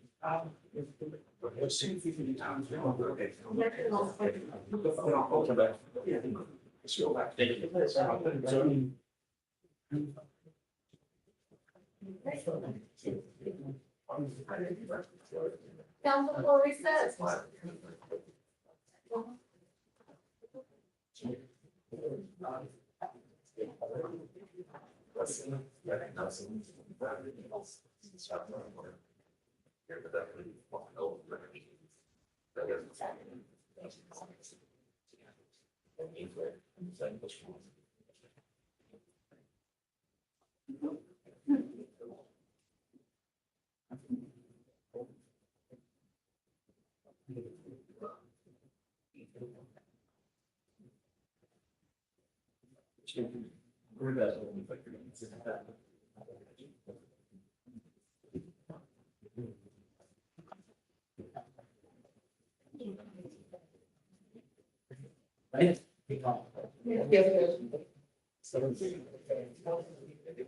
Everyone, we are going on the record. If you need to talk, if you need to be on your phone, please go outside. All right, we are on the record in cause number 251 8785. Today is April 1st, 2025. It's approximately 11:03 in the morning. Guys, if I can have you announce yourselves for purposes of the record, starting with the state. John Davenport, City, Your Honor. Jose Ceja for Mr. Alfaro. Okay, are you in on this as well? I'll tell you. Plea jurisdiction on behalf of the state of Texas, Your Honor. Got it, okay. So for purposes of the record, we are here. Today is set for a dispositive motion to suppress on this DWI second. And we are all in agreement that it is a dispositive nature. So if state loses, you dismiss. If you lose, you end up pleading, correct? Right, and I think we already have the plea worked out, which is a reduction to DWI first probation. Okay. And Your Honor, that was a prior deal for the prior prosecutor that I'm honored. You're okay with it? I'm honored. Okay.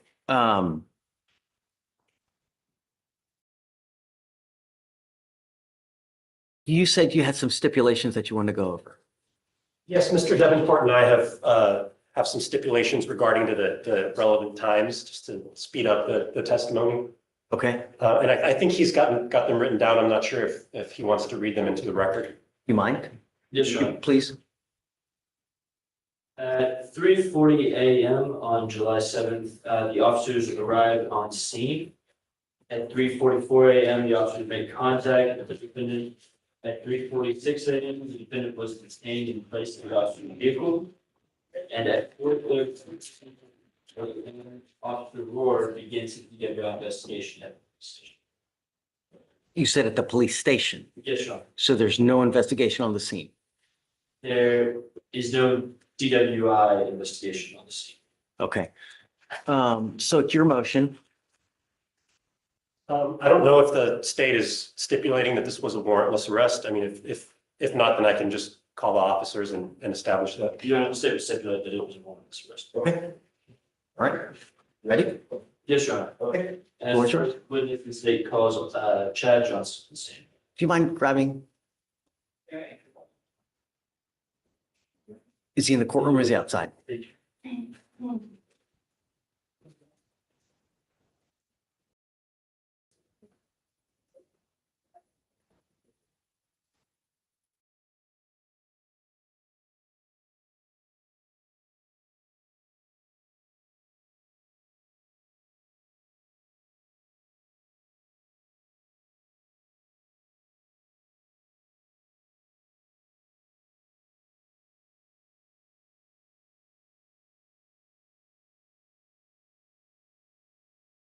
Please come up to the stand and raise your right hand to be sworn.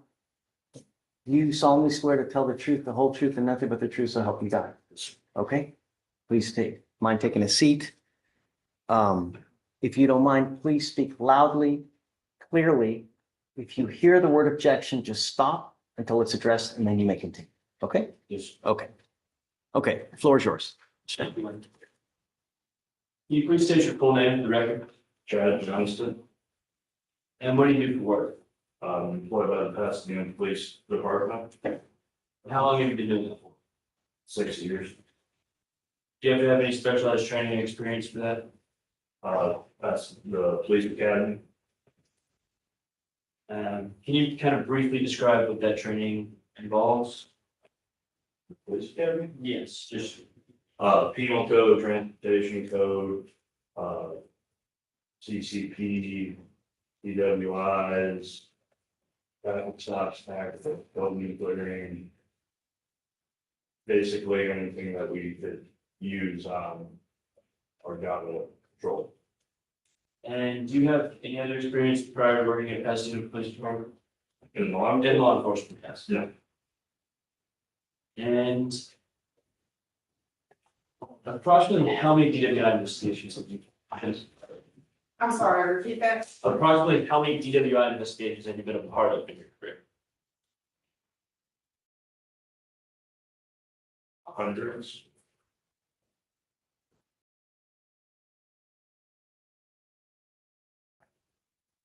And do you recall a particular DWI investigation you were a part of on July 7th, 2024?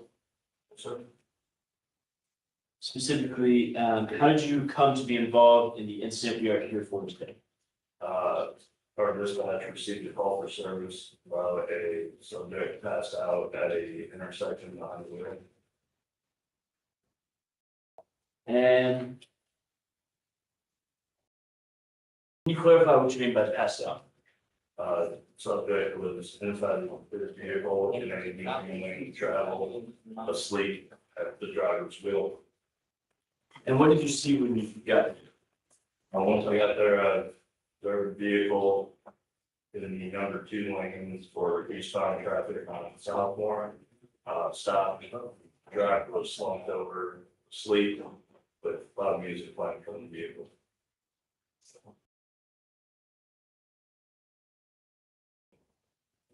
And what did you do after that? I waited for an additional unit. I waited for an additional unit. Once my second backup unit arrived, he positioned his marked patrol vehicle in front of the suspect vehicle. So if the driver woke up, he wouldn't take his foot off the brake and roll into the intersection, causing a serious crash.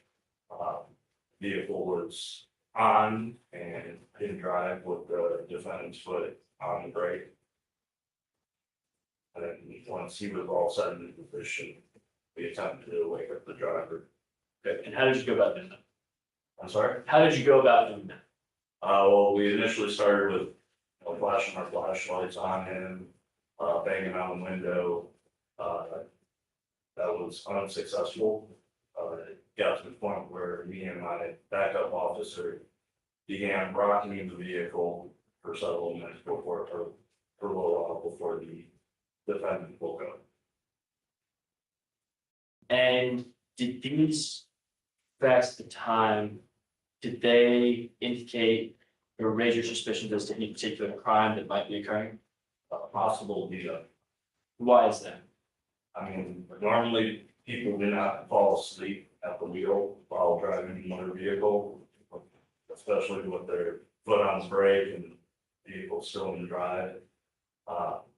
And then if someone does fall asleep, which has happened in the past, they usually wake up pretty easily and don't need officers rocking the vehicle from side to side in order to wake them up. So you eventually woke up the defendant, correct? Yes. And what did you do after that? Once I woke him up, he took his foot off the brake and rolled into my backup officer's marked patrol vehicle. Then once he was stopped in the patrol vehicle, he got him to open up the door. I turned the vehicle off and placed it in park and got him outside the vehicle. And when you got him out of the vehicle, did you notice anything specifically about it? I smelled a strong odor of alcoholic beverages emitting from his breath in person and his slurred speech. And what did you do next? I requested a DWI task force officer come to the scene, if one was available. And those signs that you said you observed when you made contact with the defendant, based on your training experience, what does that indicate to you? Those are signs of intoxication. You said you contacted a DWI officer, and after that, what did you do? He was not available. He was occupied at the jail. Due to the vehicle being in moving line of travel, I arrested the driver for impeding the flow of traffic and transported them to the jail for the traffic offense and for the DWI officer to conduct a DWI investigation.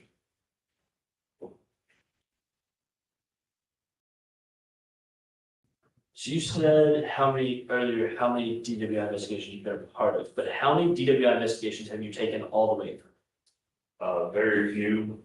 If I were to guess, probably less than 5. And about how long would you say it takes you to complete a DWI investigation? It would take me several hours.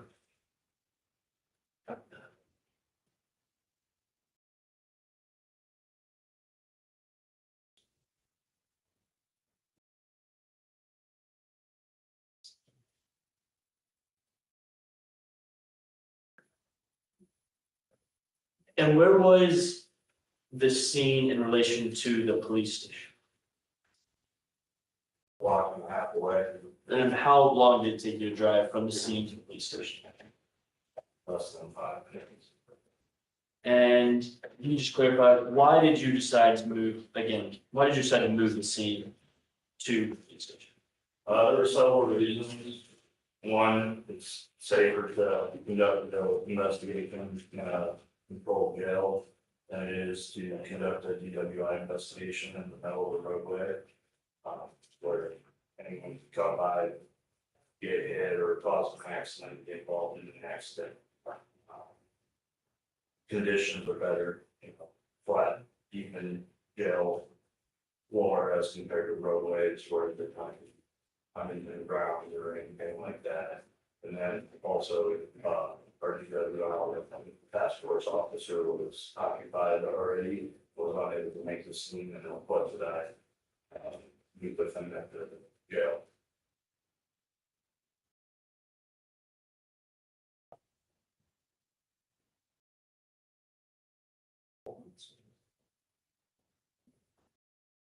Take past the loose, John. Hold on a second. You said when he got out of the car, he stumbled back or crashed or something? When he woke up, he took it, the vehicle was in drive with his foot on the brake. So once he woke up from us rocking the vehicle, he took his foot off the brake and rolled into my backup officers. So it rolled in, it actually crashed into the other car? Yes. Okay, all right. That's the only thing I wanted clarification. Okay, May I proceed? please. Good morning, sir. So can you describe in general your role in this investigation? I was the first officer on scene and I was one of the dispatching and responding officers to it. Okay, and fair to say that he was in pretty deep sleep, right? Sure. And at the scene, very little time was spent with Mr. Alfaro, is that right? Yes. Okay, now, you said that you've done approximately 5 DWI investigations? Yes, but that's what it was. Okay, but you've done your NHTSA training, Yes. and you know that the second stage of the NHTSA training is called the personal contact stage, right? Mhm. Do you recall what that is? Do not. Okay. You know that in any investigation, it's important to spend time with the person that you're investigating and try to distinguish illegal from legal behavior, right? Absolutely. And in kind of big picture terms, that's one of the things that the NHTSA manual teaches you how to do, right? Mhm. Is that yes? Yes. Because it's not illegal to drink and drive. It's only illegal to drink and drive while you're intoxicated, right? I'm not necessarily, I mean, there's driving on belt and detainer and other violations as well. Well, we can agree that in not all. About DWI, then yes, I would agree with you. Okay. In general, not every time that somebody drinks after having consumed alcohol, not every time are they committing a crime, right? Correct. Okay. Now, in this case, you were dealing with somebody who was deep asleep and was roused out of sleep, right? And it wouldn't be surprising if that person exhibited things like red eyes, right? Yes. Yes, it would not be surprising. It would not be surprising. Okay. That they appeared maybe a little bit disoriented, right? And you say that his speech was slurred, but you had never met Mr. Alfaro before, so you don't know how he normally talks, right? Yes, sir. Okay. I know what slurred speech sounds like. Okay, but would it surprise you that especially on the station where the audio is more clear, his speech doesn't appear slurred at all? That would surprise me. All right.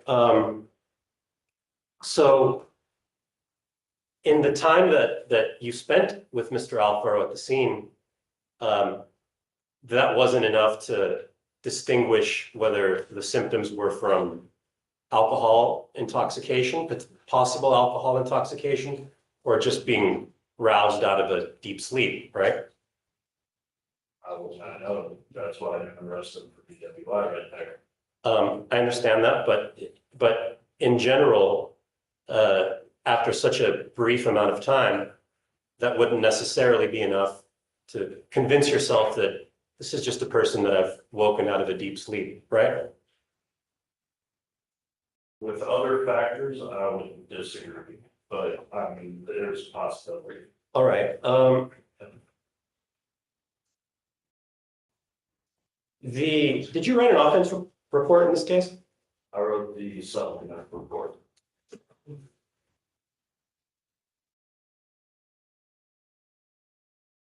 One moment, Judge.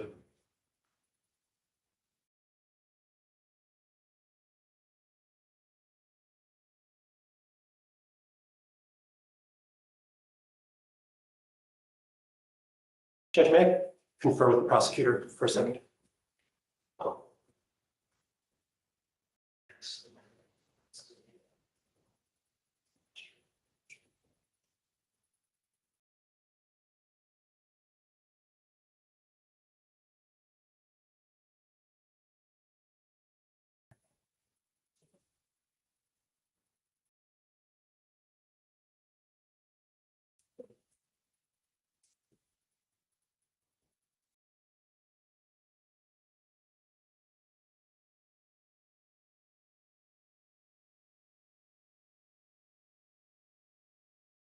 Okay,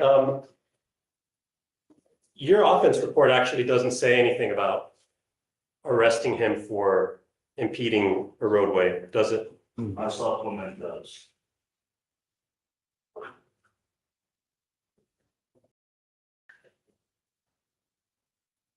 And Officer Rohrer, who was the lead officer in this case? Officer Orwell was the one that worked the DWI investigation. Okay, and it was his understanding that the scene was being moved to the scene to continue the DWI investigation, is that right? Objection, Your Honor, speculation. If you know. I don't know what Officer Rohrer put in his report, but I'm not going to tell you what was in his report.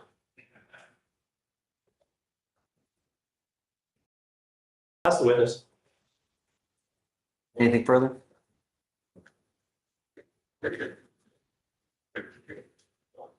Yes, Your Honor, briefly, thank you. Officer, was this a public roadway?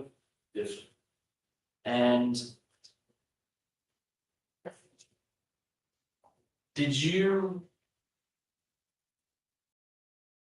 were there any other facts that you said it initially that because of the defendant being asleep, you had suspicion of a DWI detention? Were there any other facts that gave rise to further suspicion of a DWI in the course of your In my whole encounter? Yes. I mean, there was the trauma with alcohol and everything from him. I spoke with him and asked him if he had anything to drink, to which he told me he had a few. So he had admitted to drinking, I could smell it on him, his sort of speech.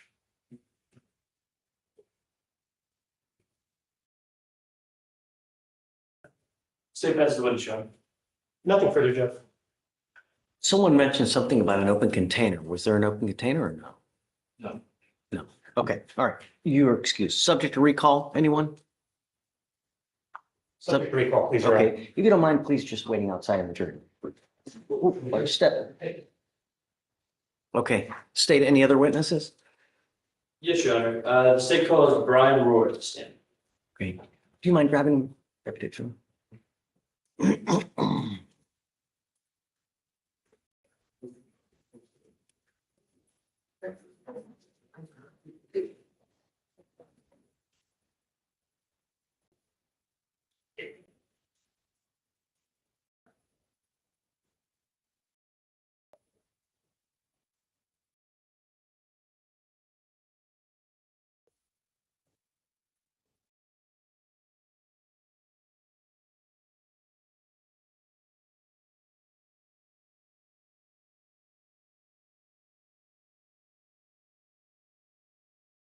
where did I stop being sworn in? All right.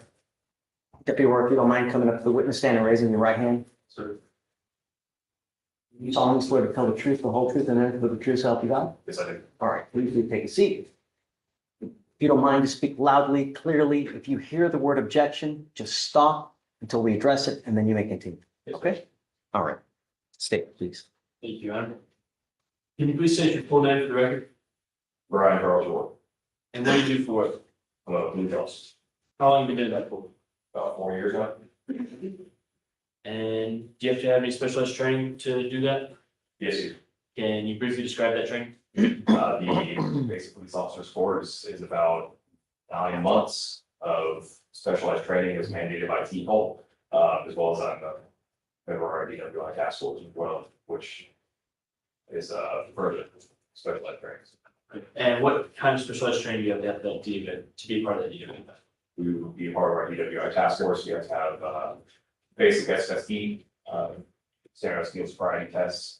You also, it's highly encouraged you to a ride course, as well as you have to be certified as a drug recognition expert within 1 year of your posting. And how long have you been a part of the DWI task force specifically? About 1.5 years.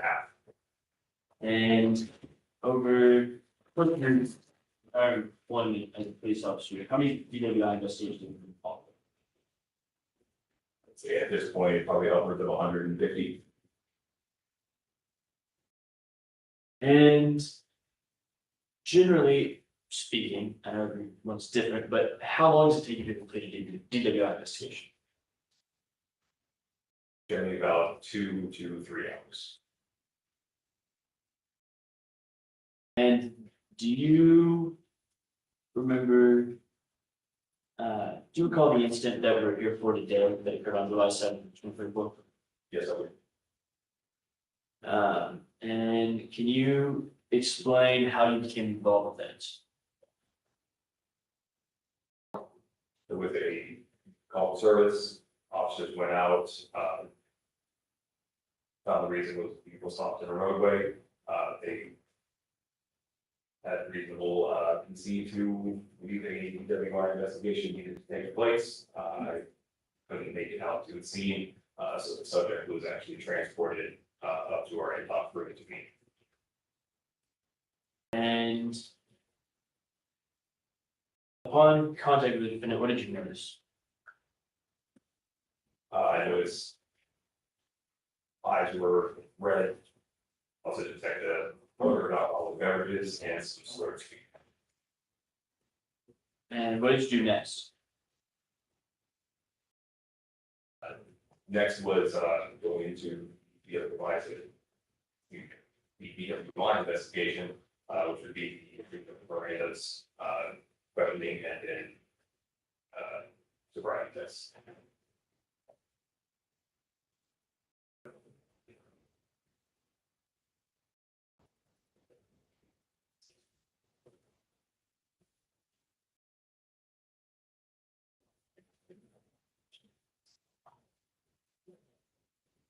Do you recall the specifics of your investigation as far as the center responsibility test? As far as the specifics in clues specifically for the assessing. Generally, yes.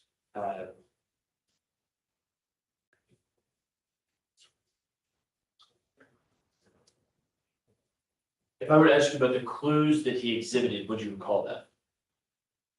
I would probably have to reference the reporting.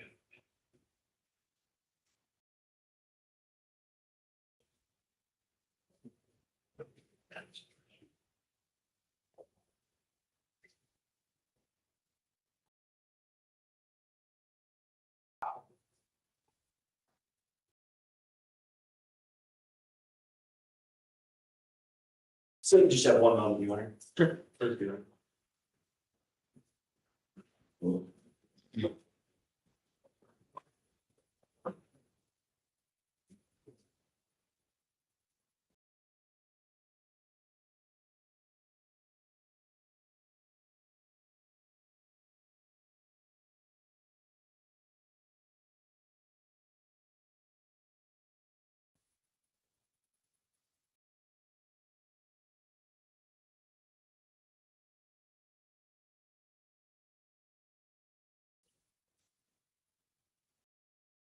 No first witness, Your Honor. Yes.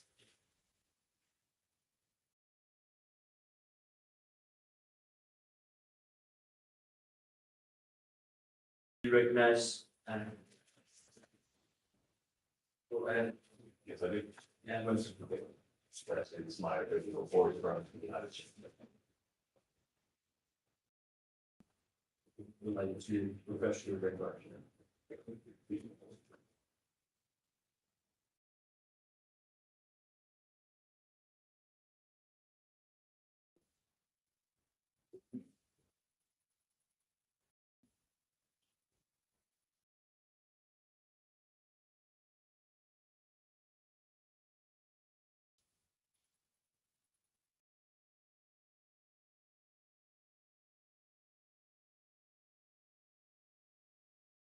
Officers, your recollection, refresh? Yes.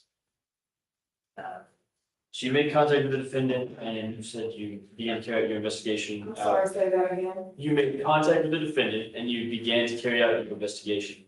What was the first step in that process? So excuse me, I'm sorry. First step of the process would be an interview of the site. Okay. And what did you learn from that interview?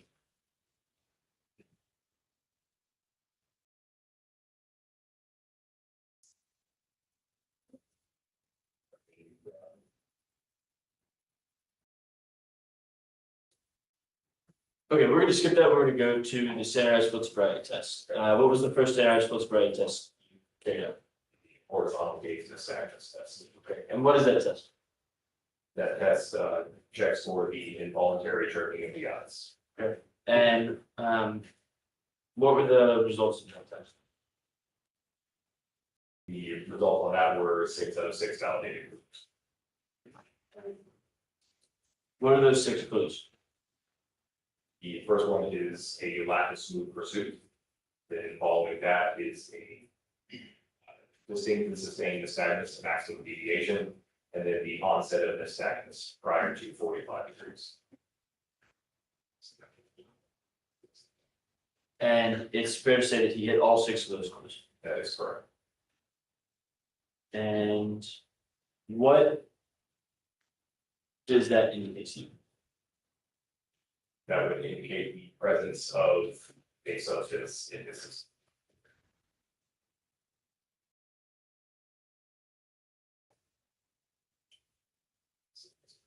Can you?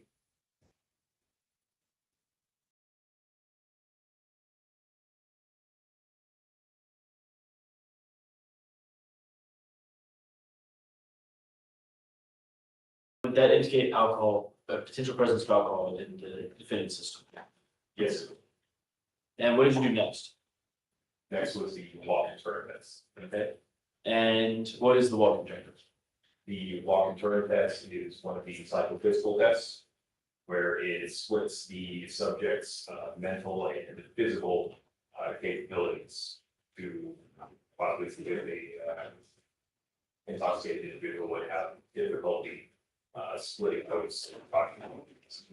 And what were the results of this test? On this test, I observed 2 out of 8 validated groups. And what did you do next? Next was the one-leg stand test. Great. And what is the one-leg stand test? Yeah, it's another psychophysical test. Testing the subject's ability to fall balancing on one leg. And what were the results of this test? On this test, I observed 0 of 4 validated groups. And what did you do after that? After that would be reading the subject EIC 24.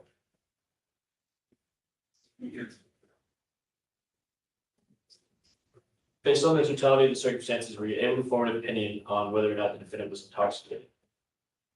Based on the totality of circumstances and the results of my investigation, I did form an opinion that he was intoxicated and had lost the mental and physical capabilities required to safely operate a motor.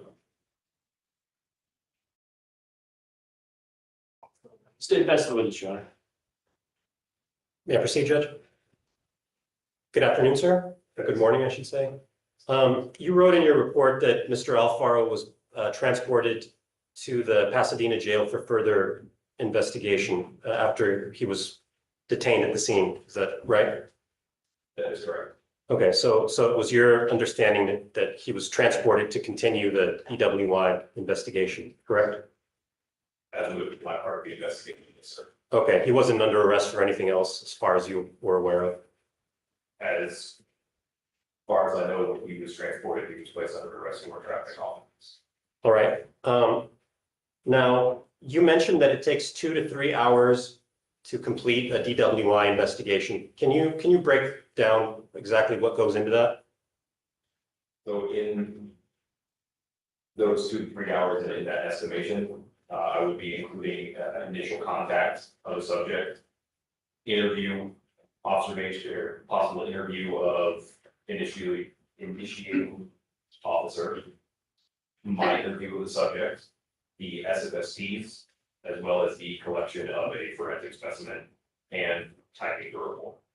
Okay, but really, when you're talking about an arrest, the relevant portion is usually much shorter than that, right? That is correct. So you're talking about maybe the personal contact stage and then the pre-arrest screening stage, right? I'm sorry, I don't understand the question. Well, I mean, the point at which you get enough evidence to confirm that somebody's intoxicated or disconfirm that somebody's intoxicated is much, much shorter than 2 to 3 hours, right? Yes. Because that takes into account booking procedures and things like that, right? Correct. Okay. Now, this wasn't a situation where there was an emergency going on, right? No. Okay. Even though you're the more experienced officer, Officer Johnson is actually certified to administer field sobriety tests and has done so in the past, correct? That is correct. Okay. There wasn't a language barrier or anything like that, right? Not to my knowledge. And in fact, the intersection where this all happened, I mean, there were parking lots, drugstore parking lots, places where DWI investigations are sometimes conducted, right? Yes. Okay.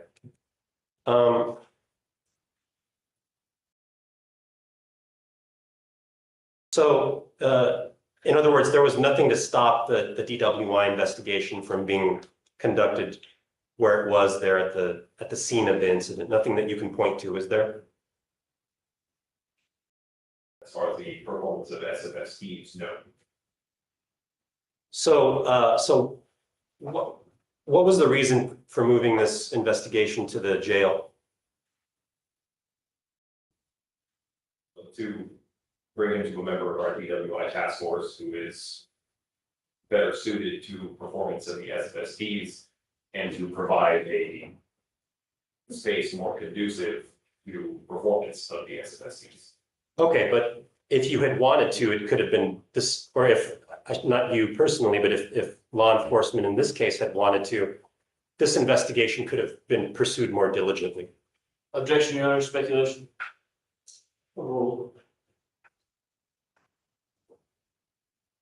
If there's a lot of sufficient space in a safe place, that again has sufficient space and level ground to perform the SFSTs, i.e. a space and level surface more conducive to performing the SFSTs safely, then yes, it can be. So it could have been done more diligently, correct? It could have been possibly performed by the officer on scene. Okay.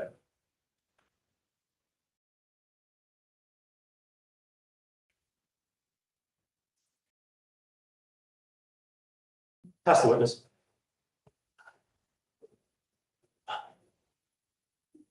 Officer, approximately how long did this investigation take? This investigation, in terms of interview and arriving at a decision of intoxication, I would say approximately 40 minutes. And typically, are DWI investigations faster or slower if you or another member of the DWI task force conducts the investigation, rather than a member of patrol unit? It is significantly faster. State passes the witness, Your Honor. Nothing further, Judge. All right, witness may be excused. All right, thank you, sir.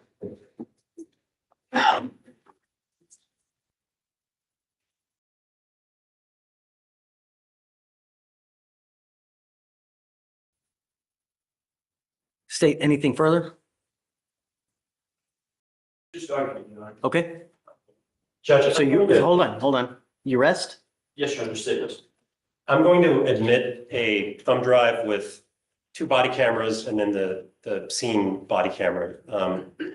And I'm not going to publish this right now.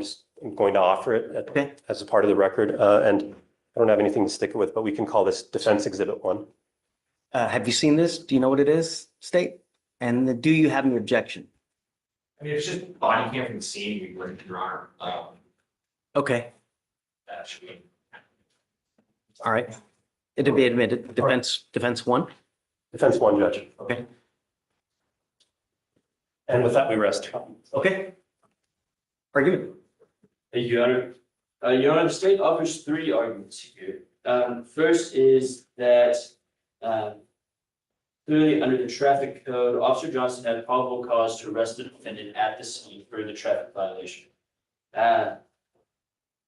Upon arrival, the officer could clearly see that the defendant was parked in a moving lane of traffic in violation of traffic code section 545-363 and 545.302.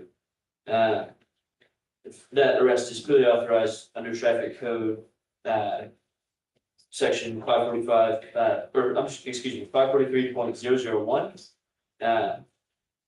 And after that arrest, once the officer had transported the defendant, then a separate DWI investigation took place, which is clearly legal and proper and does not violate any of the defendant's Fourth Amendment rights.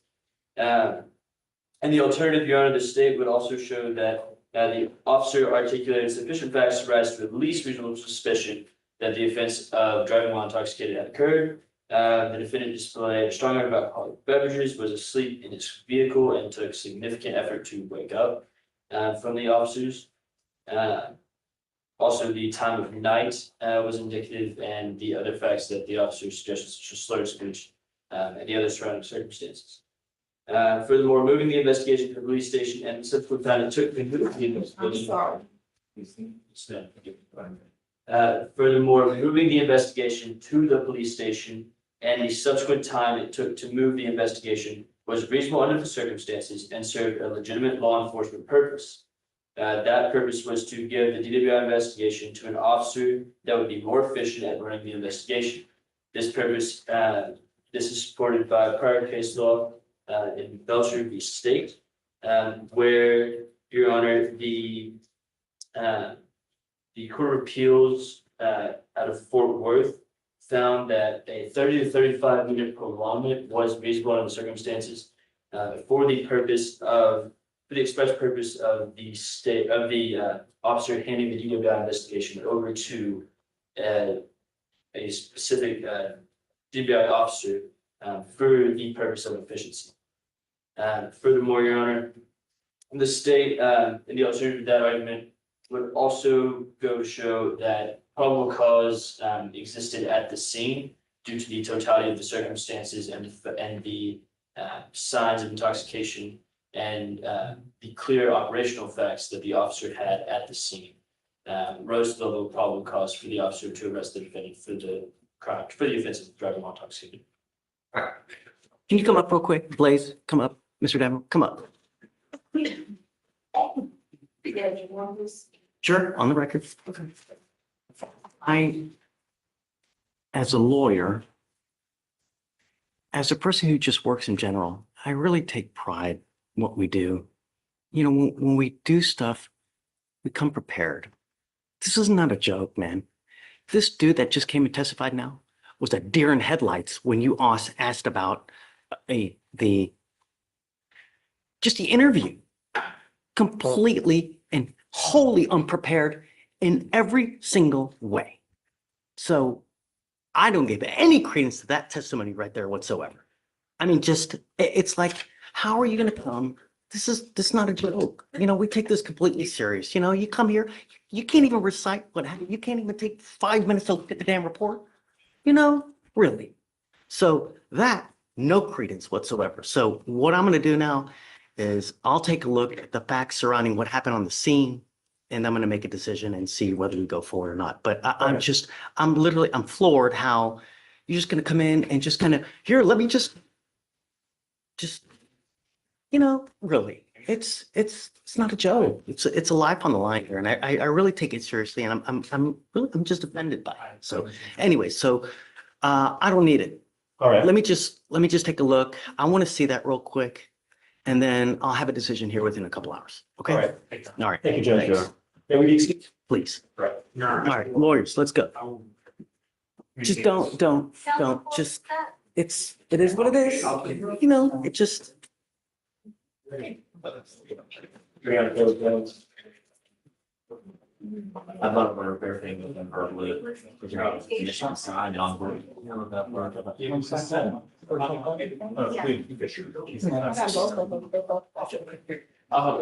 Thanks, Phil. Yeah, and we'll do, of course, come on. Yeah, ready? Yeah. Judge, I have kind of an unusual situation. I have Jorge Gomez in the docket. Judge, I was trying to see if the state would do time served. I talked to Mr. Gomez about time served, and he doesn't want time served. He wants some sort of drug treatment. And he thinks he needs help with his alcohol addiction.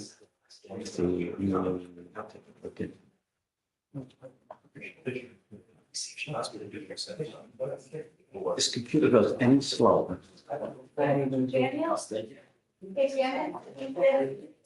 He's currently in custody, right? Yes, Judge. I would say is, have we done the TRAS yet? Let's do that. That'll tell us how we best go forward. They may say IOP, they may say SATF, they may say something. I don't know.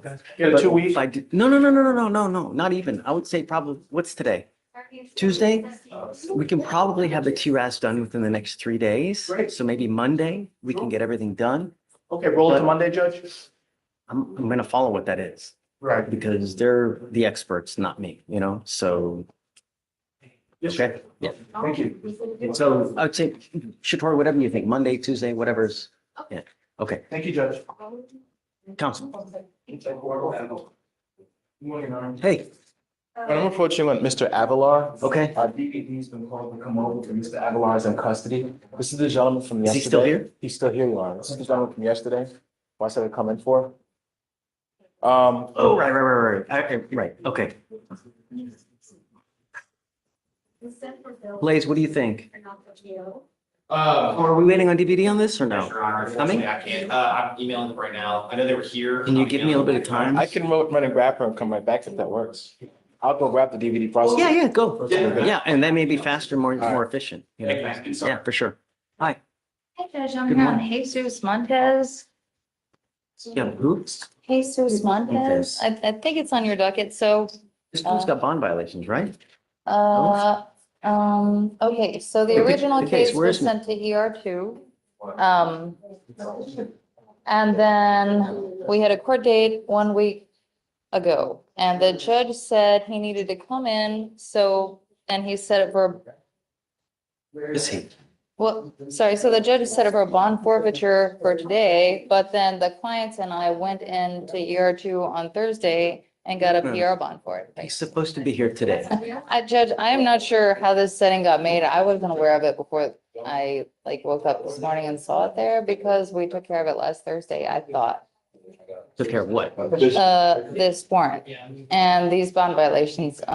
We went to the judge in ER2 last week, so ER2 is Comes one back case, but to not the me other. because he picked up a new case, so it doesn't. And where is Mr. Montez now? Okay, so he actually works in Kansas and he So made what a else? strenuous journey Set back. up For Friday. Okay, It's got to be here Friday. If he's not here Friday, I'm gonna revoke both of his bonds. If okay. you don't mind letting him know, okay? I'll let him know, Judge. So as a courtesy, we'll give him to Friday, but if he doesn't come Friday, okay?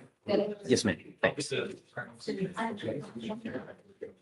Attorney for Caleb Jones? Are you ready? I need your signature.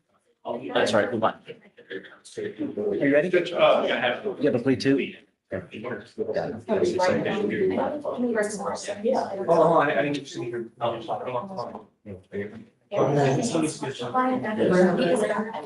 Judge, I'm so sorry. Are we able to release our witnesses? Release, oh yeah, absolutely, sorry. You're gonna use that right there.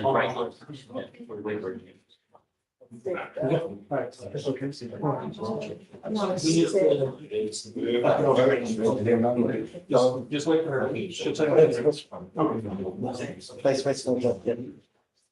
Yeah, we're no one, Judge. You get your right to know, blue light person. Okay,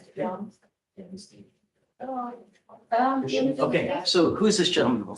Fisher, Your Honor. Fisher, Jason Fisher. Morning, Mr. Fisher. Hello. Your Honor.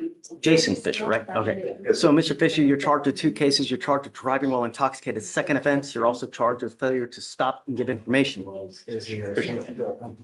You have worked out an agreement where they're offering you 180 days in jail with 72 days credit on the DWI second, and they're going to dismiss, I would assume, the FSGI.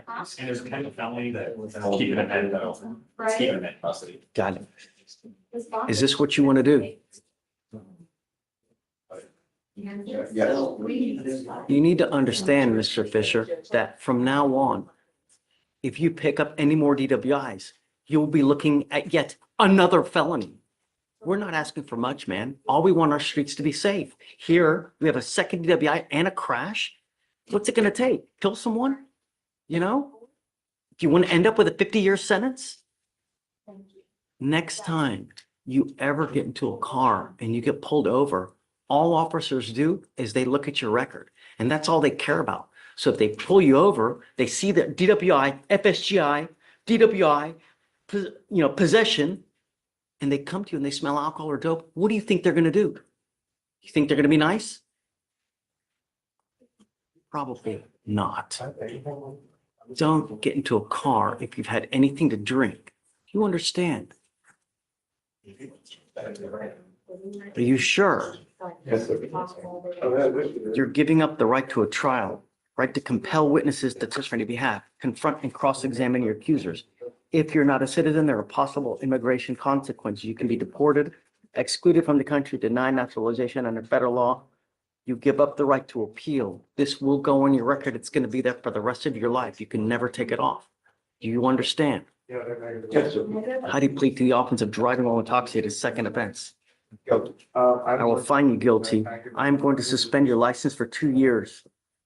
Do not drive until you get a license. Do you understand? Yes. All right, good luck. Judge, Yeah, he's in custody, so I mean, it's. David Gonzalez on the docket today. I just got appointed this morning. He tested positive. I was going to see if I need it. Where's Mr. Gonzalez? We have alcohol, THC, amphetamines, and methamphetamines. Hence that. Where's Mr. Gonzalez now?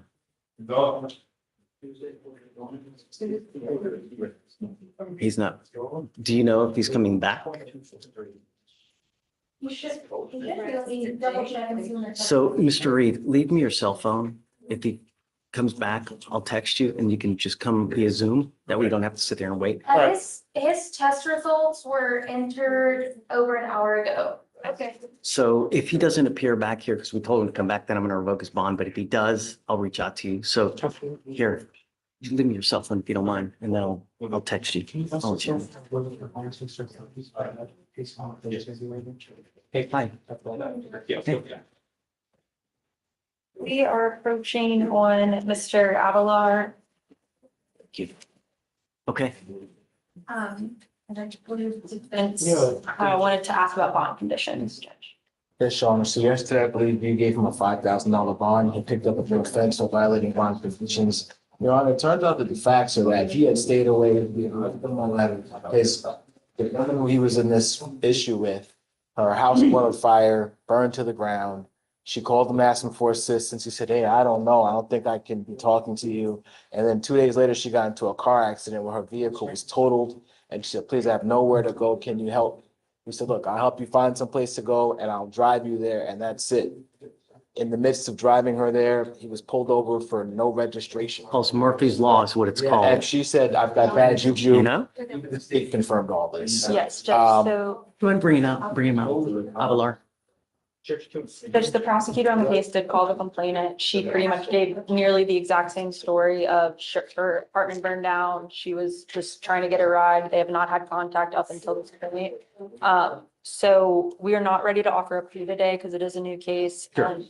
But we are okay with a PR bond at this point, just given the circumstances and the facts. What do we do about conditions? Conditions, we would still like to keep that no contact in place. It seems like they didn't have an issue up until this point with it.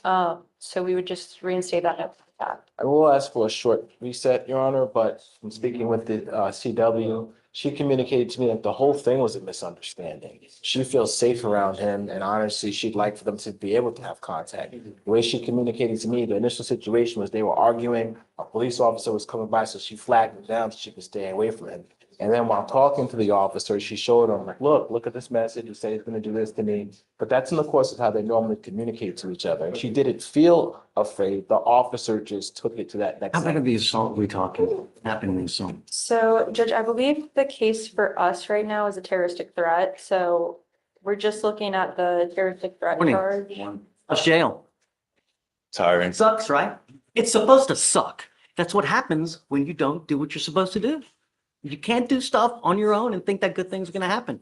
It's what I was telling your lawyer. It's called Murphy's Law. What can happen will happen. I get that you may be trying to help someone, but a court order is a court order. And when you don't follow them, bad things happen. And that's why I'm saying, you know, I mean, maybe it's divine intervention that like you get pulled over right on the day that you're trying to do this. So really, now, both of them are in agreement for you to get a PR bond because really, it's not a capital case. But you have to understand that court orders are court orders and they're still there.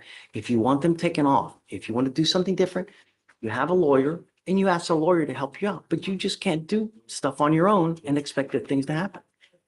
Now, state is still asking for you not to have contact with this person and as of right now. So I'm going to give you a PR bond now because they're both in agreement.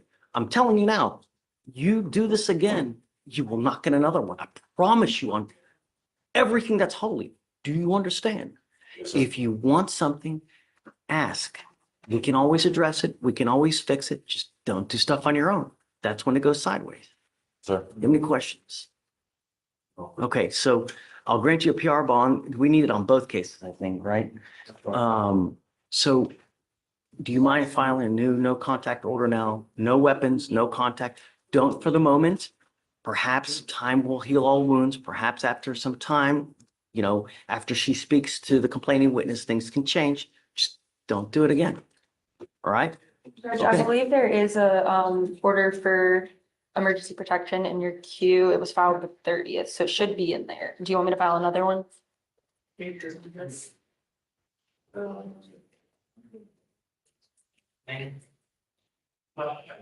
255-1405. That's the initial terroristic threat. Yes, there was a protection order signed on February 13th. And then You okay with that? he's made bond. Okay, done. Made bond on the BPO already. Oh, right. So we'll just leave, and I didn't do anything to the VPO. So we'll just give a PR bond on the terroristic threat. Reinstate the PR bond. Yeah, I'm okay with that. And so just a reinstatement on the. Whatever's easier. Yeah. Okay. Are we good? Okay. Thank you. So hold on, let me take, okay, we're good. All right. Thank you.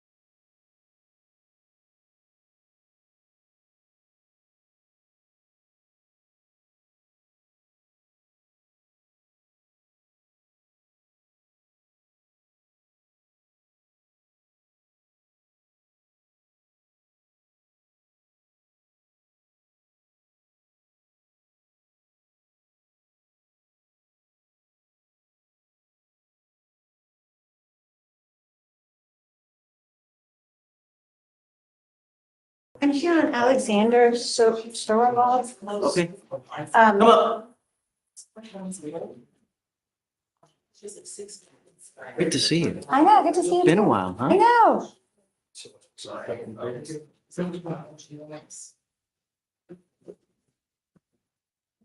We sent him for a test. Yes, judges presented for morphine.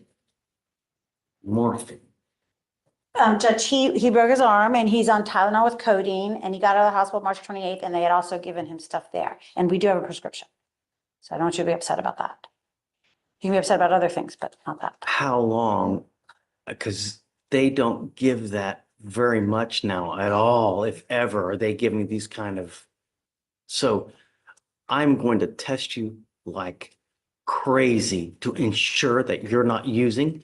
I'd like a copy of the prescription. I want to know how many pills there are so that we know how long he's taking it. Because if he's testing positive for weeks upon weeks, then it's unacceptable. If I find that you're using, if I find that you're using alcohol, if I find that you're a danger to my community, I only have one place for you. Do you understand? I will do everything in my power to protect my community at all costs. I don't care who you are. I don't care what color you are. Do you understand? So he gets tested weekly from now on so that we know how much he's using. You have a lawyer. It is your responsibility to stay in touch with her. If she tells me she can't get a hold of you because you're playing games or you pick up a new case, you're not allowed to drive. Do you understand? If I find that you drive, that would be the absolute worst, and you're looking at a possible contempt charge.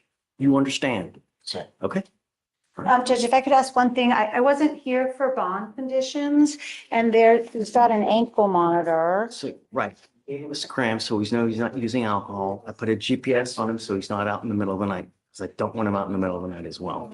Okay, so it was just, he works at a mall and he sometimes closes at 9. So it's just 9 to 6. I was just saying, could we make it 10? Because if you close, okay. Okay, thank you. Okay, thank you, Judge. Good luck. Hi, you ready? Rock and roll. John Nelson. Say Nelson? Nelson. Nelson. Nelson. Been the other than that. Little holdover. Morning, Judge. Hi, how are you? Pretty good. It's Mr. Nelson has a warrant out of Florida. He did have a local case that was resolved this morning. just dismissed. Yeah, today. Yeah, it was actually, I think. No, I get, he Sorry. pled. Right, okay. He pled on that. He previously had signed a waiver 7 days ago, I think, but March He- 31st. March 31st. March 31st. Oh, yesterday. Last Friday. But anyway, his value of time is probably exaggerated. He has a warrant for Florida. He's been picked up on this before in Tennessee, and they didn't extradite him from Tennessee. They released him after 3 days. He's back in jail here in Texas now, obviously, for the same charge out of Florida, and he is a cancer patient, and he's wanting you to grant him a PR bond so he can go back to Florida. That's where I was heading. Really? Yeah, it was. Oh, it just so happened that you Sir. and you got a failure ID as well. But the failure ID was, they pulled a gun on the guy they were looking for and I was at the crosswalk. I wasn't there. They weren't stopping me. They stopped another guy. They were waiting for 3 days or whatever to get him. And then yes, sir. It doesn't matter. This is not our first time being here on this case, Amy, He's previously had a fugitive case in Tennessee for this. for this same charge. Well, just a fugitive case in general. I can't say. So that was in Tennessee. Now he's wanted out of Florida. No. He had this exact same proceeding in Tennessee. Meaning he was a fugitive in Tennessee because of Florida. Yes, he was incarcerated in Tennessee and had a hold on him from Florida. They chose not to extradite him at that particular time, and he was released 3 or 4 days there. How long ago was that? How long ago was that, sir? 5, 6 years ago. And after 5 to 6 years ago, you still haven't taken care of the case. That was during pre-COVID and we were coming back from Michigan and we were on our way down and we stopped in Tennessee. I started working at the hotel And they came in and they said, out of the clear blue, looks like you got a warrant. And I go, what? Okay, so they took me in, they ran everything, they held me for 3 days and they let me loose. They didn't, there was no new charges or nothing. What's he wanted for? It's domestic violence. In Florida, he's wanted for a couple different warrants on bond revocation for domestic battery by strangulation, violation of pretrial for domestic battery, violation of pretrial for domestic battery by strangulation, failure to appear for domestic battery strangulation and grant that. That was back in And it's been open for 12 years. and you still won't go back?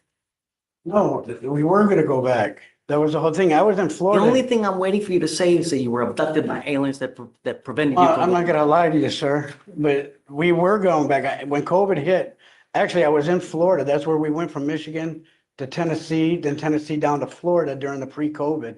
And we were in, I think Pensacola. And we were there for like 3 months and we were waiting for the COVID to go, to stop, but it just didn't end. So I ended up talking to a gentleman that had plenty of work for me across the country to go to all of his hotel properties to fix them and find out why they were failing, why were they not making any money and what was going on. So that's what I've been doing. Does Florida really want him? Are they gonna come get him? Are we just playing games here? You know, because if they really want to get him, I'm gonna hold. But if they're not gonna come get him, then I'm not gonna hold him. We have enough people in our jail as it is. So let's do this. The problem is, Mr. Nelson, you don't learn your lesson.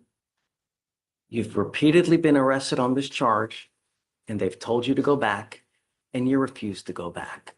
So I can't, in good conscience, give you a bond when you refuse to comply with court orders. I understand You that. just don't want to do it. You want to do what you want to do. And then, No. hey, if I happen to get arrested, they're not going to come get me anyways.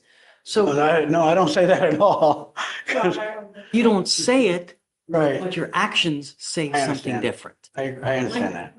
I do. When people tell you stuff, it goes in this here, it goes in, what I know. matters are actions. I understand. So With regards to Florida, I'm happy to check up on that. He does also have other warrants from other states. He has a probation violation from Michigan and also intimidation. They're not scotching with states, man. Oh, they already told the jail, they already made the call, they're not coming, they don't want nothing to do with me. That's already been They don't determined. have a hold file right now, but he does have the other warrants.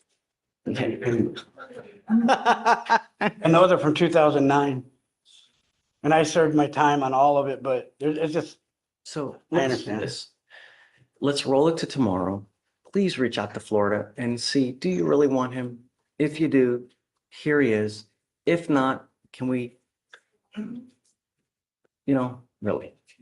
We'll be back tomorrow. thank you so much, Your Honor. All right, Mr. Nelson. Hey, I love your show. I don't have a show. I watch on. I like you too. Okay. Superstar. Okay, Mr. Kim.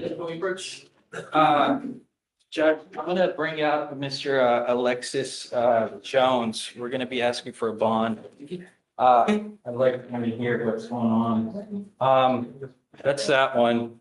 And then we have a second case that we'll talk about after. Are both fugitive cases? Yeah, but one of them we have to talk off record. not a and problem. stuff. So I'll let other counsel go first. Want to talk about that one first? Want to do that one first? I'm comfortable with whatever order you. She's on the other side, though. She. Need her?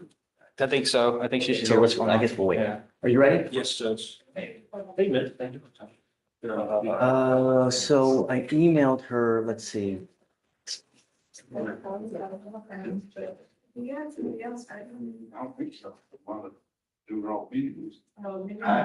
Okay, so is he here? Yes, Judge. She's not. Come up.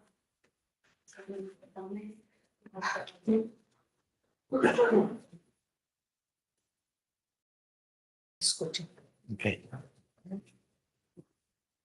Hi. I don't know if you think that this is a joke, but you've been given a very, very generous program that if you complete successfully, they will dismiss this case. You have tested positive. Is it multiple occasions or just once? This is Mr. I'm sorry. Canales. Oh, sorry. That's okay. Victoria, you're killing. That's my fault. Please testify to. How many times? 3 times. That is unacceptable. And if it were me, we'd be done. They see fit to put you into an intensive outpatient treatment. You have 2 weeks to enroll. And I'm going to tell you right now,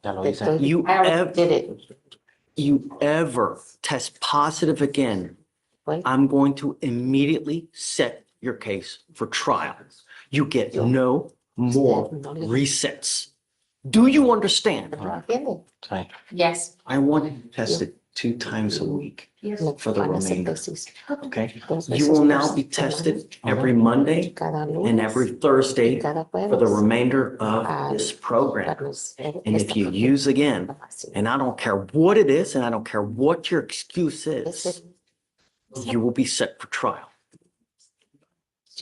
Okay. Do you understand? Yeah. Okay? All right. Thank you, Judge. Is it okay if he tests in that region or would you like? No, I'm okay, of course. I don't care where, as long as he's doing it 2 times a week. Okay. No, I got it. Judge, we'll be bringing out Mr. Alexis Jones. Treya, you want to talk to me while we're waiting? Yes, it's super quick, Judge. I was appointed on Terrell Scherer, who is in custody back in February, and he bond forfeited, never had contact after. I don't mind handling his case. It's just I'm out until Monday and he's in custody. So I'm hoping we can maybe roll it to tomorrow since it's late and appoint him a new attorney that's there that can maybe handle it.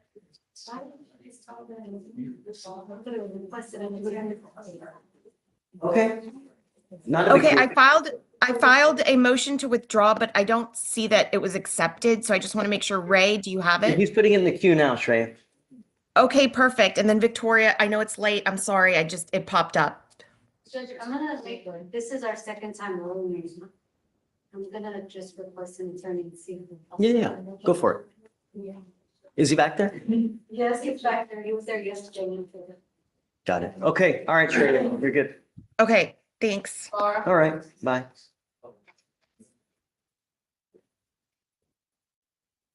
You want to go through the list while we're waiting? I know, but we're waiting on them to bring out. Judge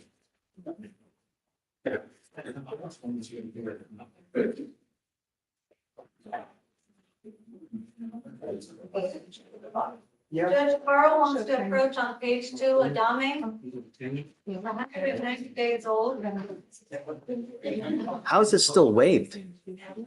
Judge, he's got a felony case that's pending in the 496 District Court. They've got an offer there that is for deferred with dismissal of the misdemeanor case. But that case, I'm not representing him on that case. He's represented by Jill Wells on that case. And that case is set for May the 20th. But do we know anything that's going to happen? I don't know that the offer was relayed. I don't know anything of that sort. It's now 190 days old. That would pick it up. It was reset before because it hadn't been indicted. I think it got indicted now. And that's why it's reset for non-issue. You know what's going to happen? I don't, Your Honor. I do see that felony had part of the plea was to dismiss our case. The same Are transaction. they still missing evidence? Not from what I can see, Your Honor. Okay, so Except for yes, There will, and in the dash, it says dash, but there's no dash. It's HPD. Yeah, They're not it's gonna dash. so I guess we'll set it for trial after the May date. If he doesn't go, then I'm putting him to trial then. Okay. And I can't just, it's 190 now. Whatever By you then want it's to going to do, be, another 60 days, be 260, You're cool. 270. As we get closer to that, I would reach out to felony and say, look, I mean, kind of at a go or no go period here. So. Yeah, so let me see, that would be May, they're set for what? May 20th. Yes.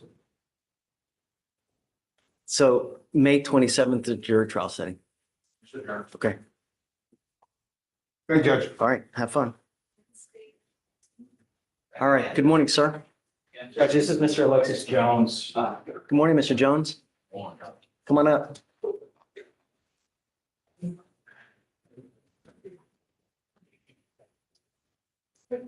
So it looks like you have a fugitive case Oh, you picked up 3 cases. You picked up a fraudulent use of ID, less than 5 items. You picked up a theft case, and you have an out-of-state fugitive case. One of them has been dismissed, Judge. The fraudulent use of items has Saw been that. dismissed.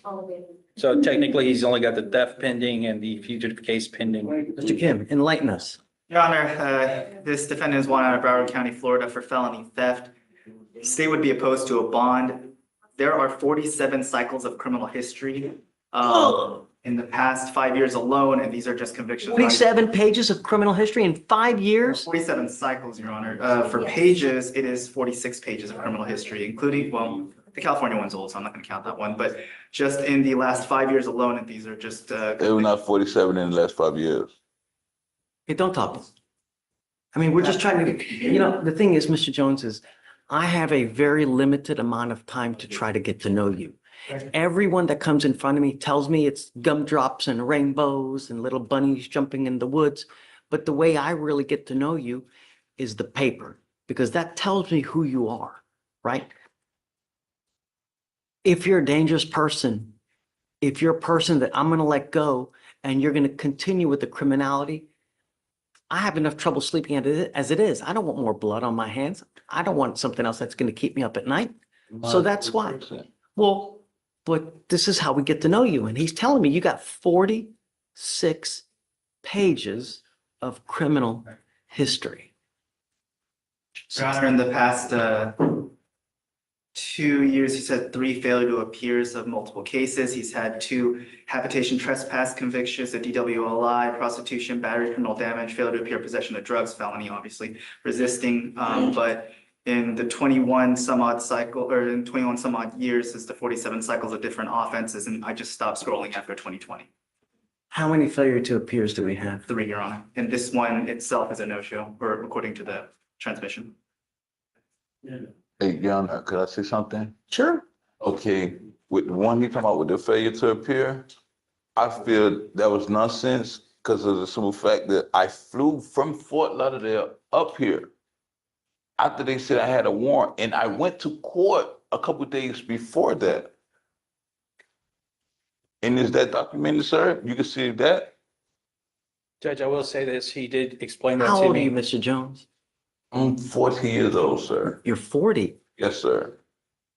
How many cases has he picked up in total? That he's been charged with. If you give me 10 minutes, I can count them, but it's not low. I mean, I can start from 2004. So theoretically, for every year you've been born, you've had a case. I have a You're question. 40 years old, and sir. you have around 46 pages of criminal history. So literally for every year you've been born, you've like picked up a case. And not only that, you've got multiple failures to Sometimes you don't think the jurisdiction will fail me? Huh? You don't think the jurisdiction will fail me? But the problem is, at some point, your actions become your own. You now have with us, you've picked up a theft case here in Harris County.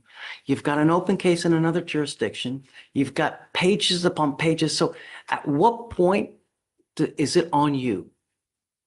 When you pay your debt to society, why do they keep using it against you?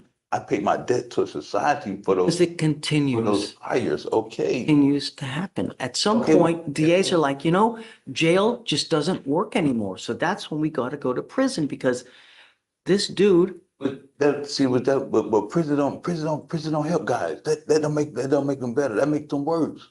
Instead of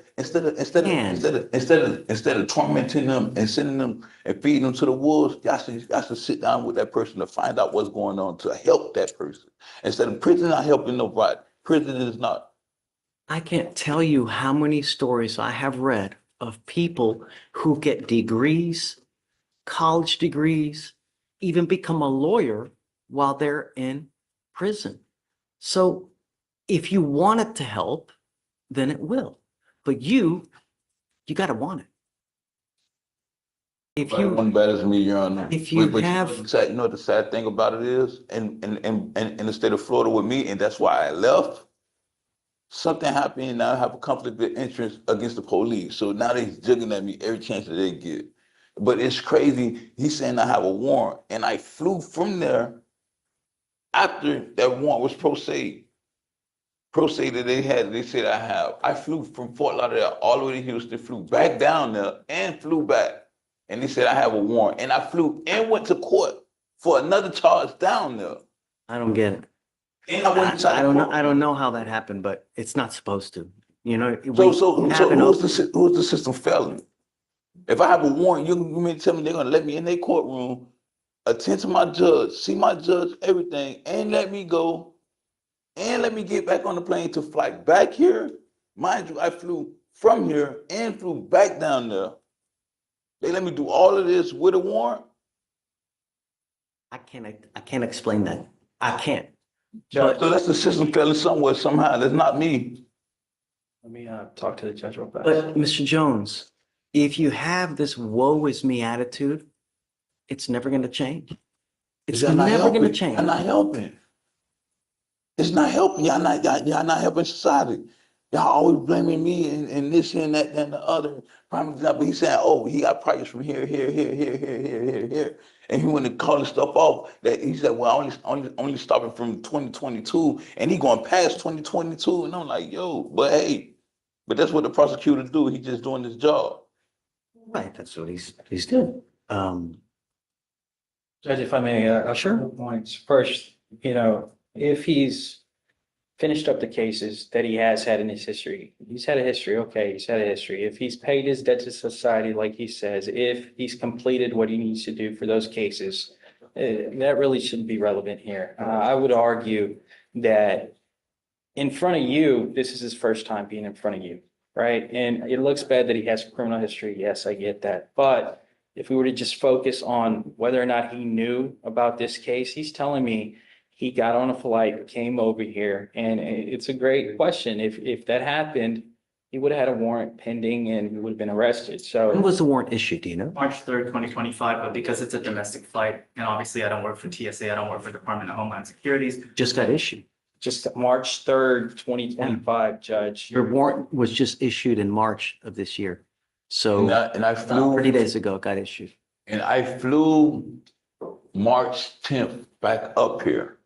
So Judge, if that's the case, it hasn't been like he's been missing his responsibilities with And this I went to case. court. And It's you less than a month. And you can that also he's had see this that I had warrant went to pending. court. I went to court before March 3rd.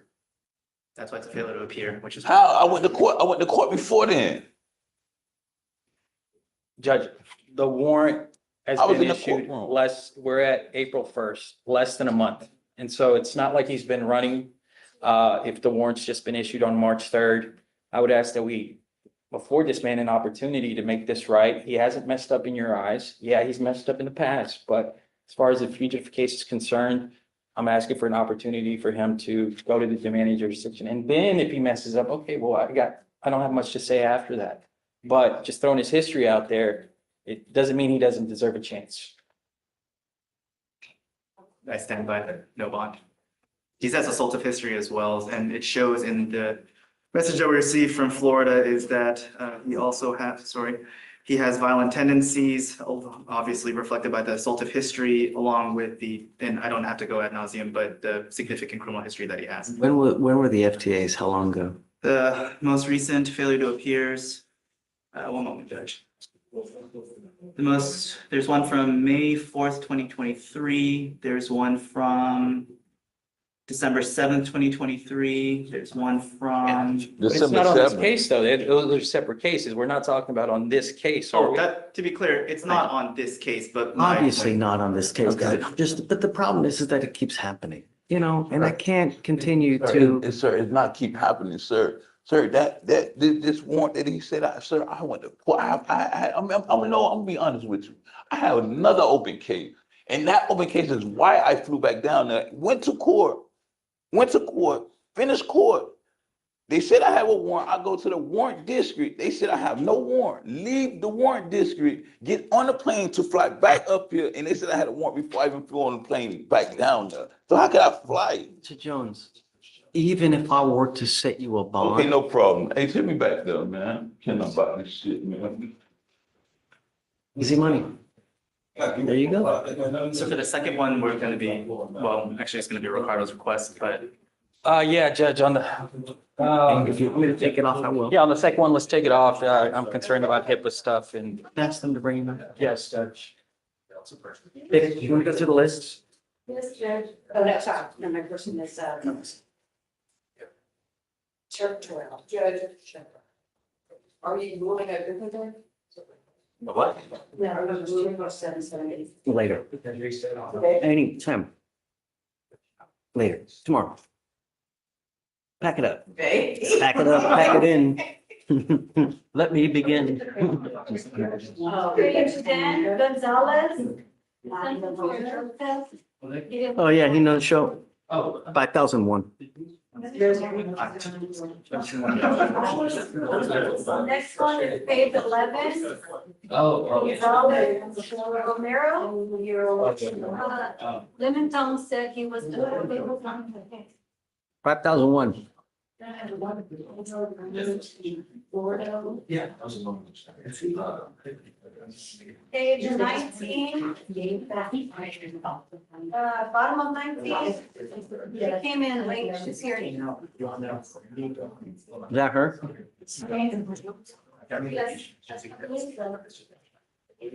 Yeah, I think we want you next door. You appoint her a new lawyer? At lunch. Can you appoint her a new Yeah, lawyer? we're normally here. Yeah. I just want to know why I'm trying to withdraw the. Like, why No, they her withdraw? new lawyer? On Nieves? Okay. It's addictive prosecution.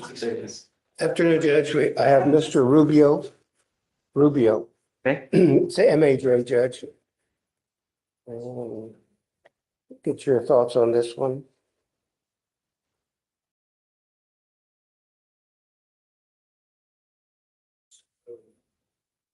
And Your Honor, whenever you're ready. Tell me. So it looks like based on the MAJ, I mean, there's fees, but the two, technicals really would be the CSR hours and then the failure to attend. Education. That's it. From what I can see. Yes, so he's been on probation since March 5th. He's completed the PWI safety course. He was enrolled twice. Whoa. You said he completed A driver safety course. okay, I thought you said TWI education class. Sorry. Edu- They enrolled him into effective decision making in October and November, and he failed to show both times. And he still hasn't enrolled in effective decision making or completed the community service. And his probation was supposed to expire on March 4th. So 30. 30 days. Talk to him. Okay. Judge, this is Miss Kiana